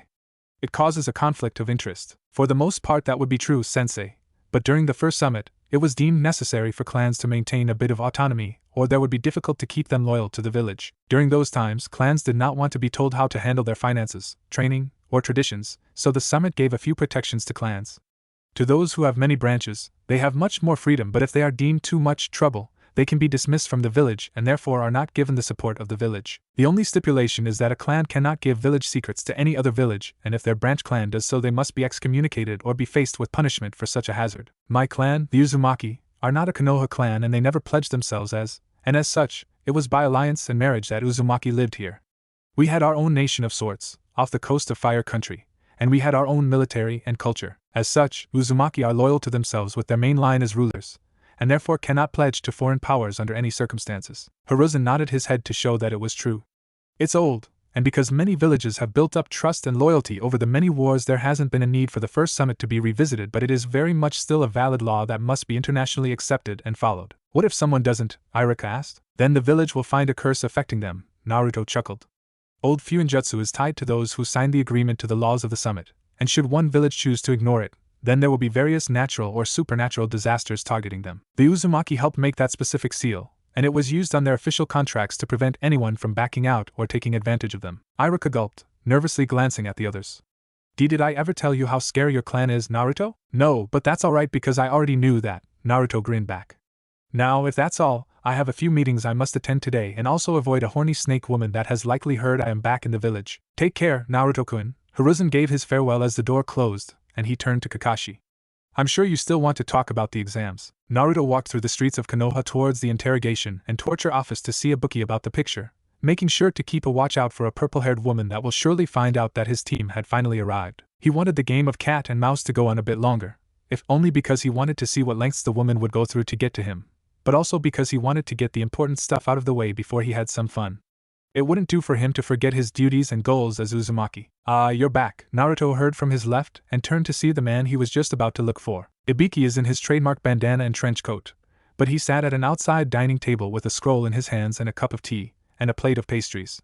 He looked normal rather than the grizzled chief interrogator that has been the scariest man alive to anyone that had the misfortune to enter his care. But Naruto understood better than anyone that you can't be who you need to be all the time, so he can appreciate meeting a man like this instead. Hello, Marino-san, mind if I join you? Not at all. Ibiki motioned to the chair across from him before turning back to his scroll. You took longer than you said you would. I almost thought you were never coming back. Naruto laughed and gave a smile to the man. The mission went from C to A so quickly that we had to be even more careful. Thankfully, everything went well and we came back in time for the exams. I've noticed quite a few foreign shinobi walking around. Ibiki nodded with a sigh. The necessary patrols and watch to make sure nothing happens has been giving me a headache. Already detained a foreign shinobi because he got in a fight with one of our civilians. Naruto shook his head with a frown. I can't understand some people. Anyway, I know you're busy, so I will cut to the point for you. Did you find out anything about that picture I gave you? A name or location could help immensely. Ibiki nodded and reached into his pouch and pulled out a small scroll and handed it to the young blonde. This came about 3 hours ago from the daimyo's head scientist. When Naruto took it, he continued. The basic explanation is that it is a research facility looking into creating its own summonable creatures. She is the lead detaining personnel that is meant to stop anything from going awry. Her name is Anoka, no last name, but due to some irregularities I think she is related to you. Irregularities how? Naruto asked while pocketing the scroll after taking a brief look through it. Enhanced chakra, a sensor, and a natural with Fuinjutsu, Ibiki answered and gave a look at Naruto. I have no need to know why you wanted to know about her and the island, as I am sure it is something simple like finding your lost family. For that, and my respect for you, I will not ask anything about your reasons and such. I appreciate it, Marino-san. Naruto bowed briefly before standing up. Before I leave, have you seen or know where Anko is? She will be getting off her shift soon, Ibiki answered without looking from his scroll. Understood, Naruto smiled before walking off. Anoka is likely related to me, and she is on a remote island between Kirigakure and the mainland. The island is protected by the Fire Daimyo. If we do anything wrong or show any type of aggression, we may very well be inciting a war with the royal family. Good thing we will have the Whirling Tide unit to handle it. The Whirling Tide is a nickname for a branch in the Uzumaki shinobi forces since centuries before the formation of hidden villages, and they specialized in kidnapping and small group rescues in hostile territory. They were especially invaluable during the First Shinobi World War when many villages and foreign powers wanted the Uzumaki blood for their own. Many women had been kidnapped and forcefully raped, and most of them had been rescued and taken back home where they either gave birth and created a branch line, a separate clan, or aborted the fetus. The people that could not be saved were few, and that is mostly because their names had been changed and hidden, causing difficulties to launch a rescue operation as they did not want to risk getting the wrong people. One family thought to be a descendant of such Uzumaki blood is the Terumi clan in Iwagakure. Just before the Second Shinobi War, they suddenly had an entire generation with unique Kekei Genkai, lava, boil, sensors, you name it, they started gaining it. Uzumaki blood can be the only explanation. Deciding he will use the sealed message book to contact Jinrei, he put the thought to the side as he reached his next location, the bounty office of Konohagakure. It was controversial to have this organization inside Konoha. As a shinobi village, it created problems, as many shinobi in the ranks have high bounties on their heads for some reason or another from other nations. However, to operate in the village they cannot issue or accept the bounties of native shinobi unless they are missing nin, and even then they are having to notify the Hokage offices whenever a bounty has been cashed in. Because of the stipulations, it isn't the most popular in terms of bounty offices compared to those around the continent, but they are still pretty busy most of the time. The store is run by 5 individuals but is particularly owned by one of Naruto's cousin clan's descendants, Paul Greyrat, the son of a surviving Uzumaki retainer, a bounty hunter who is one of the only non-shinobi to have reached S rank, and a master of 3 sword styles. He has 3 children and 2 wives. The other 5 who staff the bounty office are his previous traveling companions, altogether being A rank or S rank people. One is Paul's first wife, Zenith Greyrat, who is skilled in old ways of healing that were lost to time upon the advent of chakra thousands of years ago. The only place that trains these mystical arts are in the unexplored regions far east beyond Water Country, where the only place even remotely explored is Sky Country. Zenith is from a further nation called Demon Country. The mother of 2 of Paul's children, with the oldest, Rudius, being a good kid around Naruto's age, and her youngest Norn, an adorable girl 10 years younger than her older brother in Naruto, also has a crush on the blonde. The second is Ghislaine Dodolia, a half-human half-feline woman from Claw Country, which borders Sky to the east. She is an experienced swordswoman, but her thirst for action and testing her abilities makes her restless at the simple life, and she often goes on bounties herself to sate the desire. She is an aggressive and impassive individual, which causes Paul to refer to her as a meathead, but it is a considerable improvement from what Naruto heard, hearing that she was a very violent person who bullied a brother she has no longer seen in nearly 20 or so years, which is also the cause for why she left her village and was found by Paul. Next is the short-bearded man named Talhand, a rugged man from a village on one of the tallest mountains in Iron Country with a penchant for not conforming to what people think he should act. He used wind and water magics, which ostracized him from his village as they saw it as useless for a village of miners whose main export are metals and jewels. Add to the fact that he was exiled from his village for being homosexual, another choice that his village didn't accept, and he left without a single glance back due to his stubborn nature. The man is a fun person to be around, and when around alcohol he is even more outgoing, which Naruto greatly enjoyed witnessing. The final person is a female warrior from Honey Country, Elinalize Dragonroad. With long pointed ears and beautiful hazel eyes, her youthful appearance is deceiving as her specific line can live nearly as long as an Uzumaki, with her being 75 years old currently. She is cursed as well to always seek out sexual pleasure, a weird curse to Naruto as he found it an excuse to seek acting out his more lustful daily thoughts, and as such she is also very popular among the Red District women as a regular client. She is skilled with a sword, not the best but enough that she is considered an A-rank threat to the average shinobi, but she is also carefree in personality, and lives her life as such despite the curse. "Hold on, I'll be right with you," a voice called when Naruto entered and rang the hanging doorbell. "Good to see you again, Tal." Naruto smirked as he saw a few scrolls fall from the shelf. "Fucking bugger," a shout could be heard before footsteps approached and the short man came into view from the back. The man gained a large grin as he approached after confirming his ears weren't tricking him. "Lad, how you been?" Naruto laughed and grasped the man's hand and pulled him into a hug. "I'm doing well, how are you? Any interesting bounties coming in?" "I'm doing excellent, lad, and there have been a few interesting ones." Talhand nodded his head as he led the young man to the back. "Paul is home today with Zenith and Lilia to enjoy some alone time. They had Rudius take out Norn and Aisha so they don't have to worry about being quiet. Naruto laughed as he nodded his head, knowing that sounded just like Paul, as the man was very lustful despite being a dangerous individual. Seems to be a trend, being sexually active as well as dangerous. Well, I came to see what bounties you have on Kurama you're missing, Nin. Didn't think you would pick up bounty huntin', lad, Talhan remarked, but led the boy to the shelf labeled water. We have a few. Zabuza Momochi the demon of the mist, Meizu and Gozu the demon brothers, Kisame Hashigaki the monster of the mist, Raiga Kurasuki the thunder of the mist, and we have Utakata the Jinchuriki of the six tails. I want the one on Raiga Kurasuki. Naruto and Talhan looked back to see a young woman standing at the threshold between the front and back. With long red hair and dark eyes, she is relatively short, and only reached up to Naruto's chin. Naruto recognized this woman from studying the dangerous ninja from other villages as Amiri Ringo, one of the 7 ninja swordsmen of the Hidden Mist, but she was declared dead by her village nearly 5 years ago. It's rude to interrupt, you know. The woman flashed a sharp-teethed smile at him before turning back to Talhan. I insist on taking that bounty on Raiga. When Talhan looked at Naruto, seeing as he was the first one to come to look at the bounties, the blonde shrugged and let the man walk forward with the scroll for Raiga. Alright, girl, I need you to fill out this paperwork. The paperwork is simple. The name of the bounty hunter who is taking the mission, a blood fingerprint, as well as any other person that will be splitting the reward for the bounty. No identification is ever taken, as many bounty hunters are former shinobi and want to remain anonymous, so pseudonyms were used most of the time, and some bounty hunters are also missing Nin with bounties as well. Naruto watched the process, keeping his eye on the supposedly dead woman. From what he could remember, she is the previous owner of the Kiba swords that are now in the possession of Raiga, which most likely explains why she wants to go after him. But she is also a very bloodthirsty woman, which is not surprising considering she graduated around the same time as Zabuza Momochi, and their graduation ceremony was a literal death match. She is known for dragging out fights to prolong suffering and sate her bloodthirst, which only makes her even more dangerous to those around her. It is the reason why for the 5 years she was part of the swordsmen she never had a partner, as the times she did they always ended up dead at some point. Just a quick question, Ringo-san, Naruto said before the woman could grab the scroll with mission notes. Can I just confirm, but are you trying to regain the Kiba swords that previously belonged to you? The woman paused to get a good look at the blonde and nodded her head. That bastard kept what is not his, and if he can take those weapons because he feels like he deserves them, then I think that they should belong to me. Unlike that bastard, I remained loyal to that traitorous village. With that, the woman turned to leave, but before the woman could open the door and leave, Naruto stated one last time, if you ever need a place to settle down and do your business, whatever it may be, seek me out here again and I will give you an offer too good to refuse. At the woman turning to look at him, he flashed a bright smile that spoke of no deceit before she grinned and turned to leave without a second glance. Talhan chuckled at the blonde. Now that the Missy is gone, is there anything else needed? Just turning in the bounty for the demon brothers, Naruto said as he pulled the scroll from his pouch that he took from Kakashi to cash in.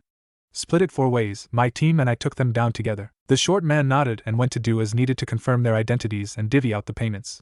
Just one moment, lad. Knowing that he will be waiting for half an hour at most, Naruto went to sit in the small lounge area. He had just sat down when the door opened. Uncle Tal, Naruto laughed as he heard the young girls' voices, and just as he expected, Aisha and Norn came rushing in. Girls! Look how big you are! The girls gasped and ran at Naruto just as Rudius walked inside, tackling the sitting Uzumaki with a squeal. Naruto! Ha ha ha! Naruto laughed as he hugged the girls that were strewn over him. It's good to see you. How have you been? Staying in trouble, I hope. You mean out of trouble, Rudius corrected with a grin. I meant what I said, Naruto smirked at the boy. How have you been, Rudy? Still learning with mom, but hopefully I will be able to go traveling soon. Naruto nodded his head in understanding. You'll get there, don't worry. You're headstrong. Naruto, don't ignore us. Naruto laughed at the young girls' pouts and hugged them more. I could never ignore you, girls. Good. They shouted with proud grins. Naruto shook his head in amusement and listened to the girls tell him all about what they've been up to lately. Mostly small things like learning the basics of magic and being a maid in Aisha's case, and he listened attentively while also asking Rudius about him. He is more simple, as he is being trained by his father to wield a sword in one of the styles while his mother taught him more magic. All set, lad, Talhan said as he came to the front but stopped when he saw Paul's children. Kids, what are you doing here? We came to visit you. Aisha giggled as she and Norn approached the man to give him a hug, getting a small one in return as he still held the 4 bags of money. Here, lad, Talhan said as he handed the gold over. Thank you, Tal. Stay safe, girls. Rudy, Naruto waved before leaving. Naruto took the time to walk to each of his teammates' places to give them their gold. He gave Sakura's father the money as he was the one to open the door. However, looking for his male teammate quickly got annoying as the Uchiha district is a ghost town and he couldn't find the Uchiha at the main house or any of the nearby houses. It was clear the boy wasn't there. He decided to leave the money and a seal on the door to the main house that seemed the most used that would activate upon opening and triggering the seal parameters. He wasn't going to go on a manhunt for his emotional teammate, and made his way to Kakashi's place, which resided in the middle of the southeast district, close to Anko. I wonder if she will see me by then. Naruto chuckled to himself at the thought of being found by the woman. He had heard Kyubi chuckle rather mischievously before he felt a few pairs of eyes on him. While that is not much for concern, as many villagers still stared at him with that awe they gave Sasuke after the Uchiha massacre that sickens his stomach, what does concern him is the amount of killing intent he can sense directed at him. Interesting to feel hate for you specifically after so long. Indeed, the last time we felt this kind of intent was before I revealed my heritage. Naruto decided to let this play out, and continue his trek for his sensei's home. He was a block away before he felt their chakra flare slightly, and he jumped to the side to avoid the shuriken aimed at him. He moved again to avoid a water bullet, and backflipped to avoid an earth-binding technique. He looked up to see 3 individuals on the roof of the building opposite him. They held no village insignia, but from their uniform, he can tell they are from Iwagakure. You know, discarding your headbands just to fight me does not prevent us from knowing who you are. Shut it, bastard, one of them shouted before moving forward to engage Naruto in taijutsu. Naruto blocked a few strikes before grabbing the man by his jacket and pulling him to the side, using him as a shield to block the kunai sent by his second teammate. He tossed him back and made the hand seal for horse tiger monkey ram tiger snake. Fire style. Final dawn. Naruto breathed in deeply before exhaling crimson flakes that spread like wildfire and lit anything it touched on fire. The shinobi that took the brunt of the attack screamed as he felt his clothes and his skin start burning to ash, and he fought to get rid of the flames, falling to the ground to writhe in pain. Coincidentally, this is the sole fire style ninjutsu that he knew, as he found that he had a hard time learning that specific nature. It made sense when he realized that he had affinities for earth, lightning, and water natures. Turning to the side, Naruto grabbed a shuriken and tossed it at the third and most frozen teammate of the trio, using the mass shadow technique to make the single shuriken turn into a few dozen. The shinobi had realized the attack just in time to avoid death, but his right leg was not so lucky and 4 kunai stuck out of the limb. He landed with a yelp of pain next to his teammate, making the young man look at him in worry before facing the Uzumaki once more. You'll pay for Sora's death. You didn't have to do this, you made it a fight to the death when you attacked me unprovoked. I sensed you 15 minutes ago following me. I gave you the chance to walk away. I am no longer responsible for your health. You can't lie to us. We know you're the bastard spawn of the Yellow Flash. My parents were actually married. Thank you very much, Naruto stated, causing the man to get angrier. You don't deny it. If we kill you, our village will praise our names even if we die after. We will have done what could not be done to your father. You're not threatening anyone. Naruto gave a deadpan stare at the bravado displayed. I killed one of your teammates, injured the other, and there is only you. Do you really think that you can kill me when you are outnumbered? Outnumbered? Are you blind? There's 1.5 of you. Naruto trailed off and looked around at the building rooftops. And about 30 of us. That's when the IWA shinobi realized his mistakes.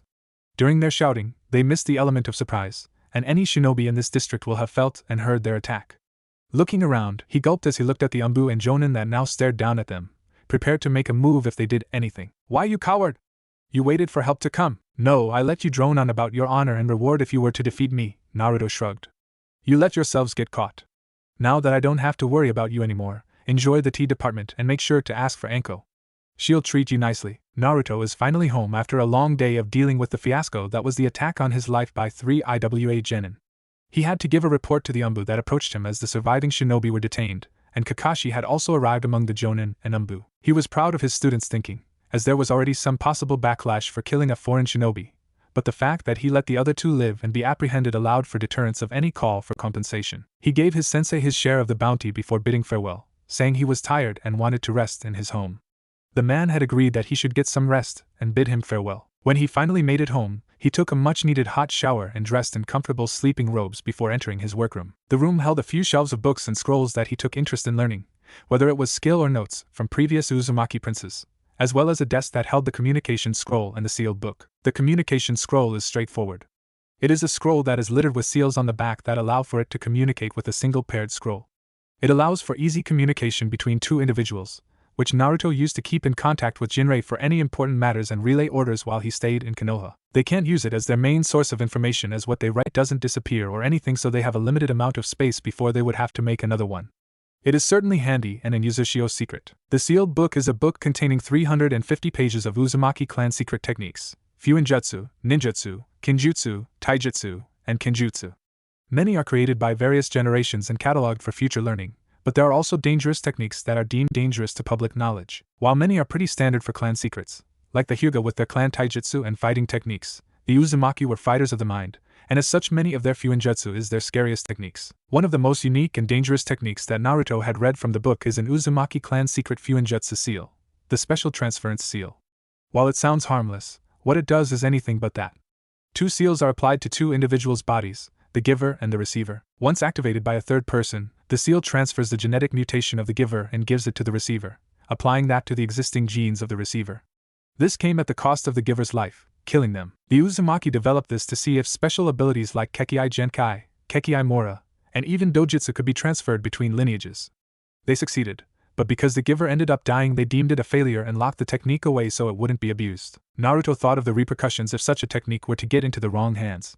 The Hyuga incident would have gone a lot differently if they had this in their hands. Sighing, Naruto finished relaying his orders to Jinrei to send a whirling tide unit to approach Anoka. He set the brush aside and looked at the paper to his right that had the words in bold Chunin exam application. According to the paper, he had to sign the paper, and once received by the Hokage he would be entered into the exams. However, under the stipulations, they must be in teams of 3 and they will not be accepted if all 3 are not in attendance. That's where his concern now lies. Sakura has been a little quiet since the mission to Wave. While not like when it first happened, she is still horrified by the deaths of Meizu and Gozu even if she denies it. So whether she will attend the exams or get cold feet remains to be seen, but if he's honest he would be pissed if she ruined this for him. To be Chunin gives him some freedoms and liberties that he doesn't otherwise have as a genin, and he needed that to continue on the next step of restoring his clan. Deciding to leave it for tomorrow when they would hand in their applications, he turned off the light in the workroom and walked to his bedroom to get some much-needed sleep. Big bro, Naruto smiled and turned around to see Konohamaru running to him with his 2 friends, Udan and Moegi, on his heels. The young boy skidded to a stop in front of the blonde and grinned, his friends not looking as enthusiastic but were nonetheless happy to see the older boy. He was, after all, like an older brother to them and they looked up to him in such high regard despite their Jonin instructor having lesser opinions of him. How are you doing? Naruto asked them with a smile as he patted each of their heads. Staying in trouble, I hope. They all nodded their heads, Konohamaru shouting, in trouble but never caught. Just like you said, Naruto grinned at that, as it is one of the things he always teaches to kids that he ends up meeting and making an impression on. That's what I like to hear. Are you just passing by or are you up to coming to have some Ichiraku ramen with me? It's my treat, yeah. They shouted with a fist pumped to the air. Naruto laughed as he led the 3 kids to his favorite food stand and watched as they ran ahead and took the shortcut through the alley. However, as soon as Konohamaru took the turn there was a sound of impact and a shout. Watch it, kid! Naruto began walking faster as he saw Udan and Moegi cowering just outside the alley. He didn't like people who scared kids, no matter their reason, and he approached the threshold to see 2 individuals.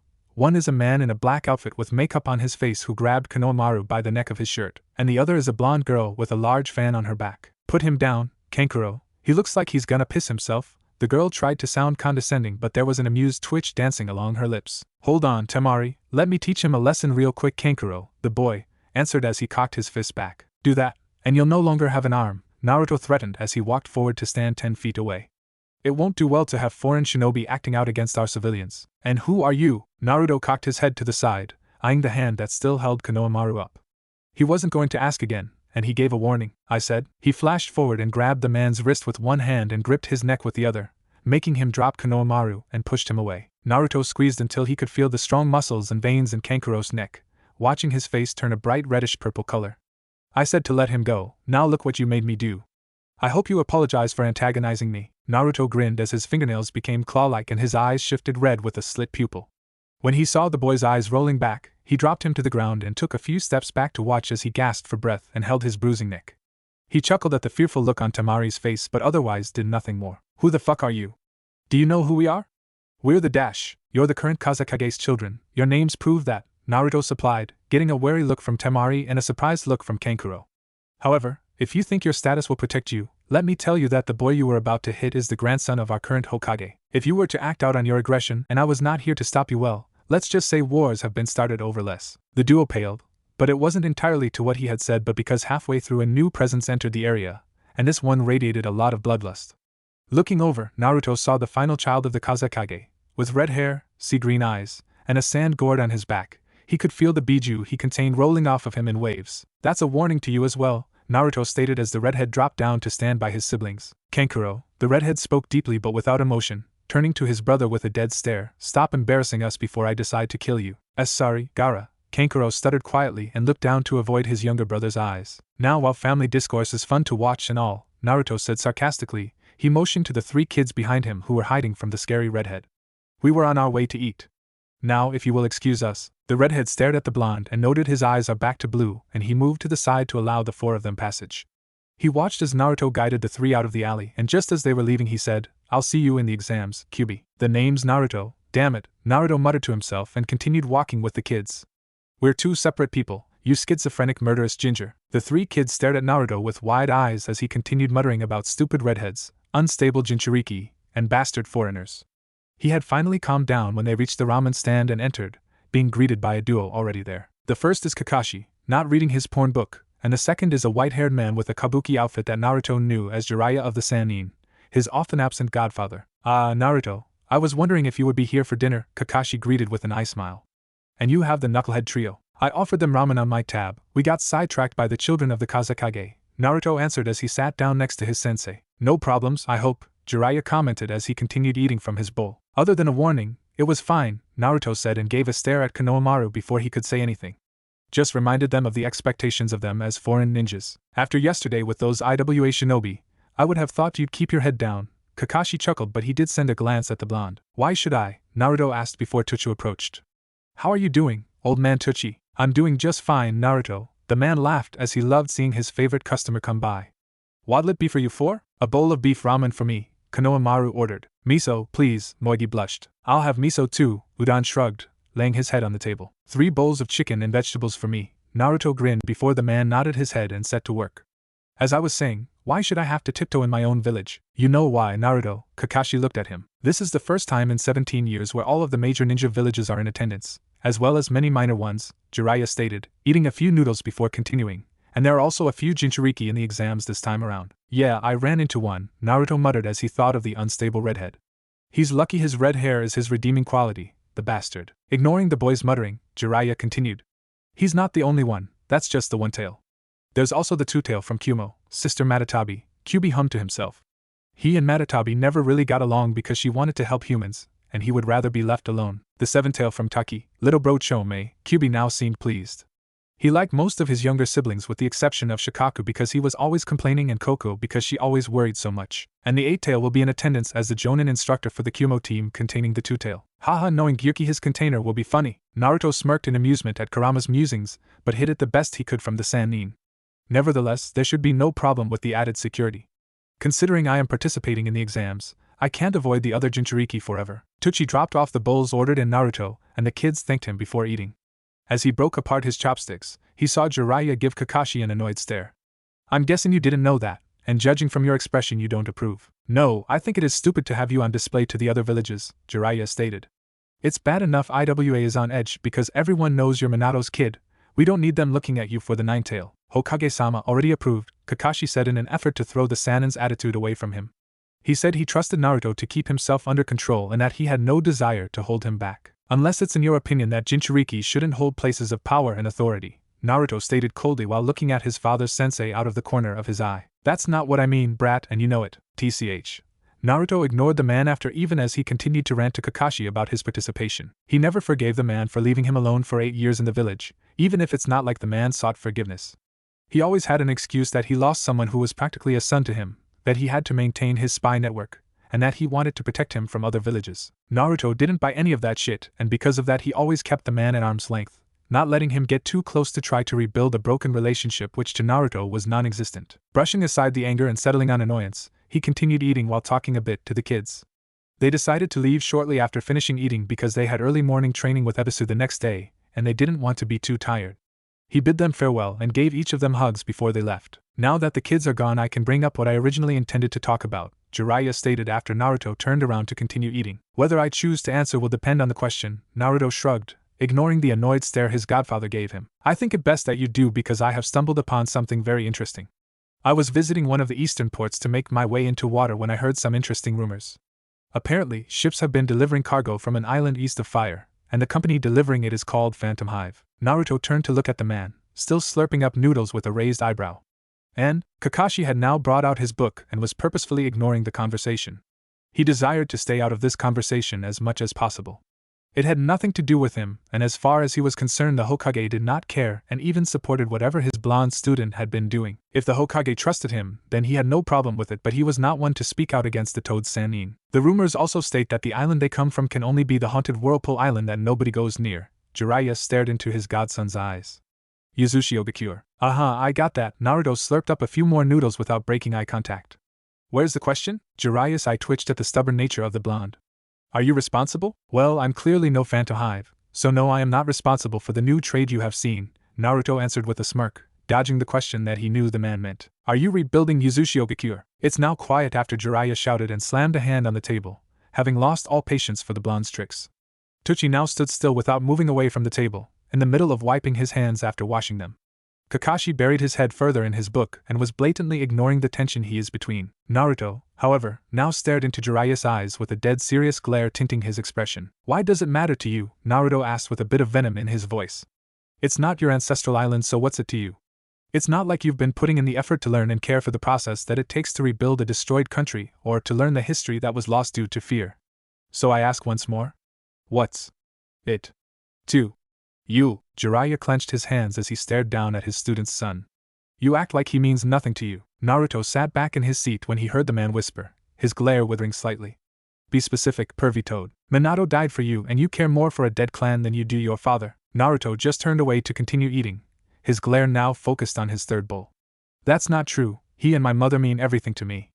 I would love to have both of my parents here over trying to rebuild a scattered clan. I sleep with a picture of my parents every night, and I think about what it would be like to wake up to a proud father and a loving mother. To have trained and enjoyed training with them as they would do their best to show me what they knew. That I can learn the Rasengan from the man that created it, to be proud to have mastered it. If you would rather I dwell on the past as you or sensei do rather than try to live my life for something they can be proud of me for, then I'm sorry, but I won't waste my life like that. Their sacrifice does not deserve to be tarnished because I was stuck in what could have been and the never-ending cycles of what-ifs. I will not be like you. Naruto stood up, ignoring the hurt and angered expression on his godfather's face, and tossed down more than a sufficient amount of cash on the counter before turning to leave. I don't want to see you until your next visit in a year or so, Jiraiya. Jiraiya watched his godson walk away until he turned a corner out of sight before sitting back in his seat. He ran a hand through his hair before looking to see Kakashi looking at him from over one of his books. Don't look at me like that. You know as well as I the danger he would be in if it was found out the Uzumaki clan are re-establishing their former home island. I didn't say I disagree with your opinion, Kakashi sighed and set his book down. But you could have handled that a bit better.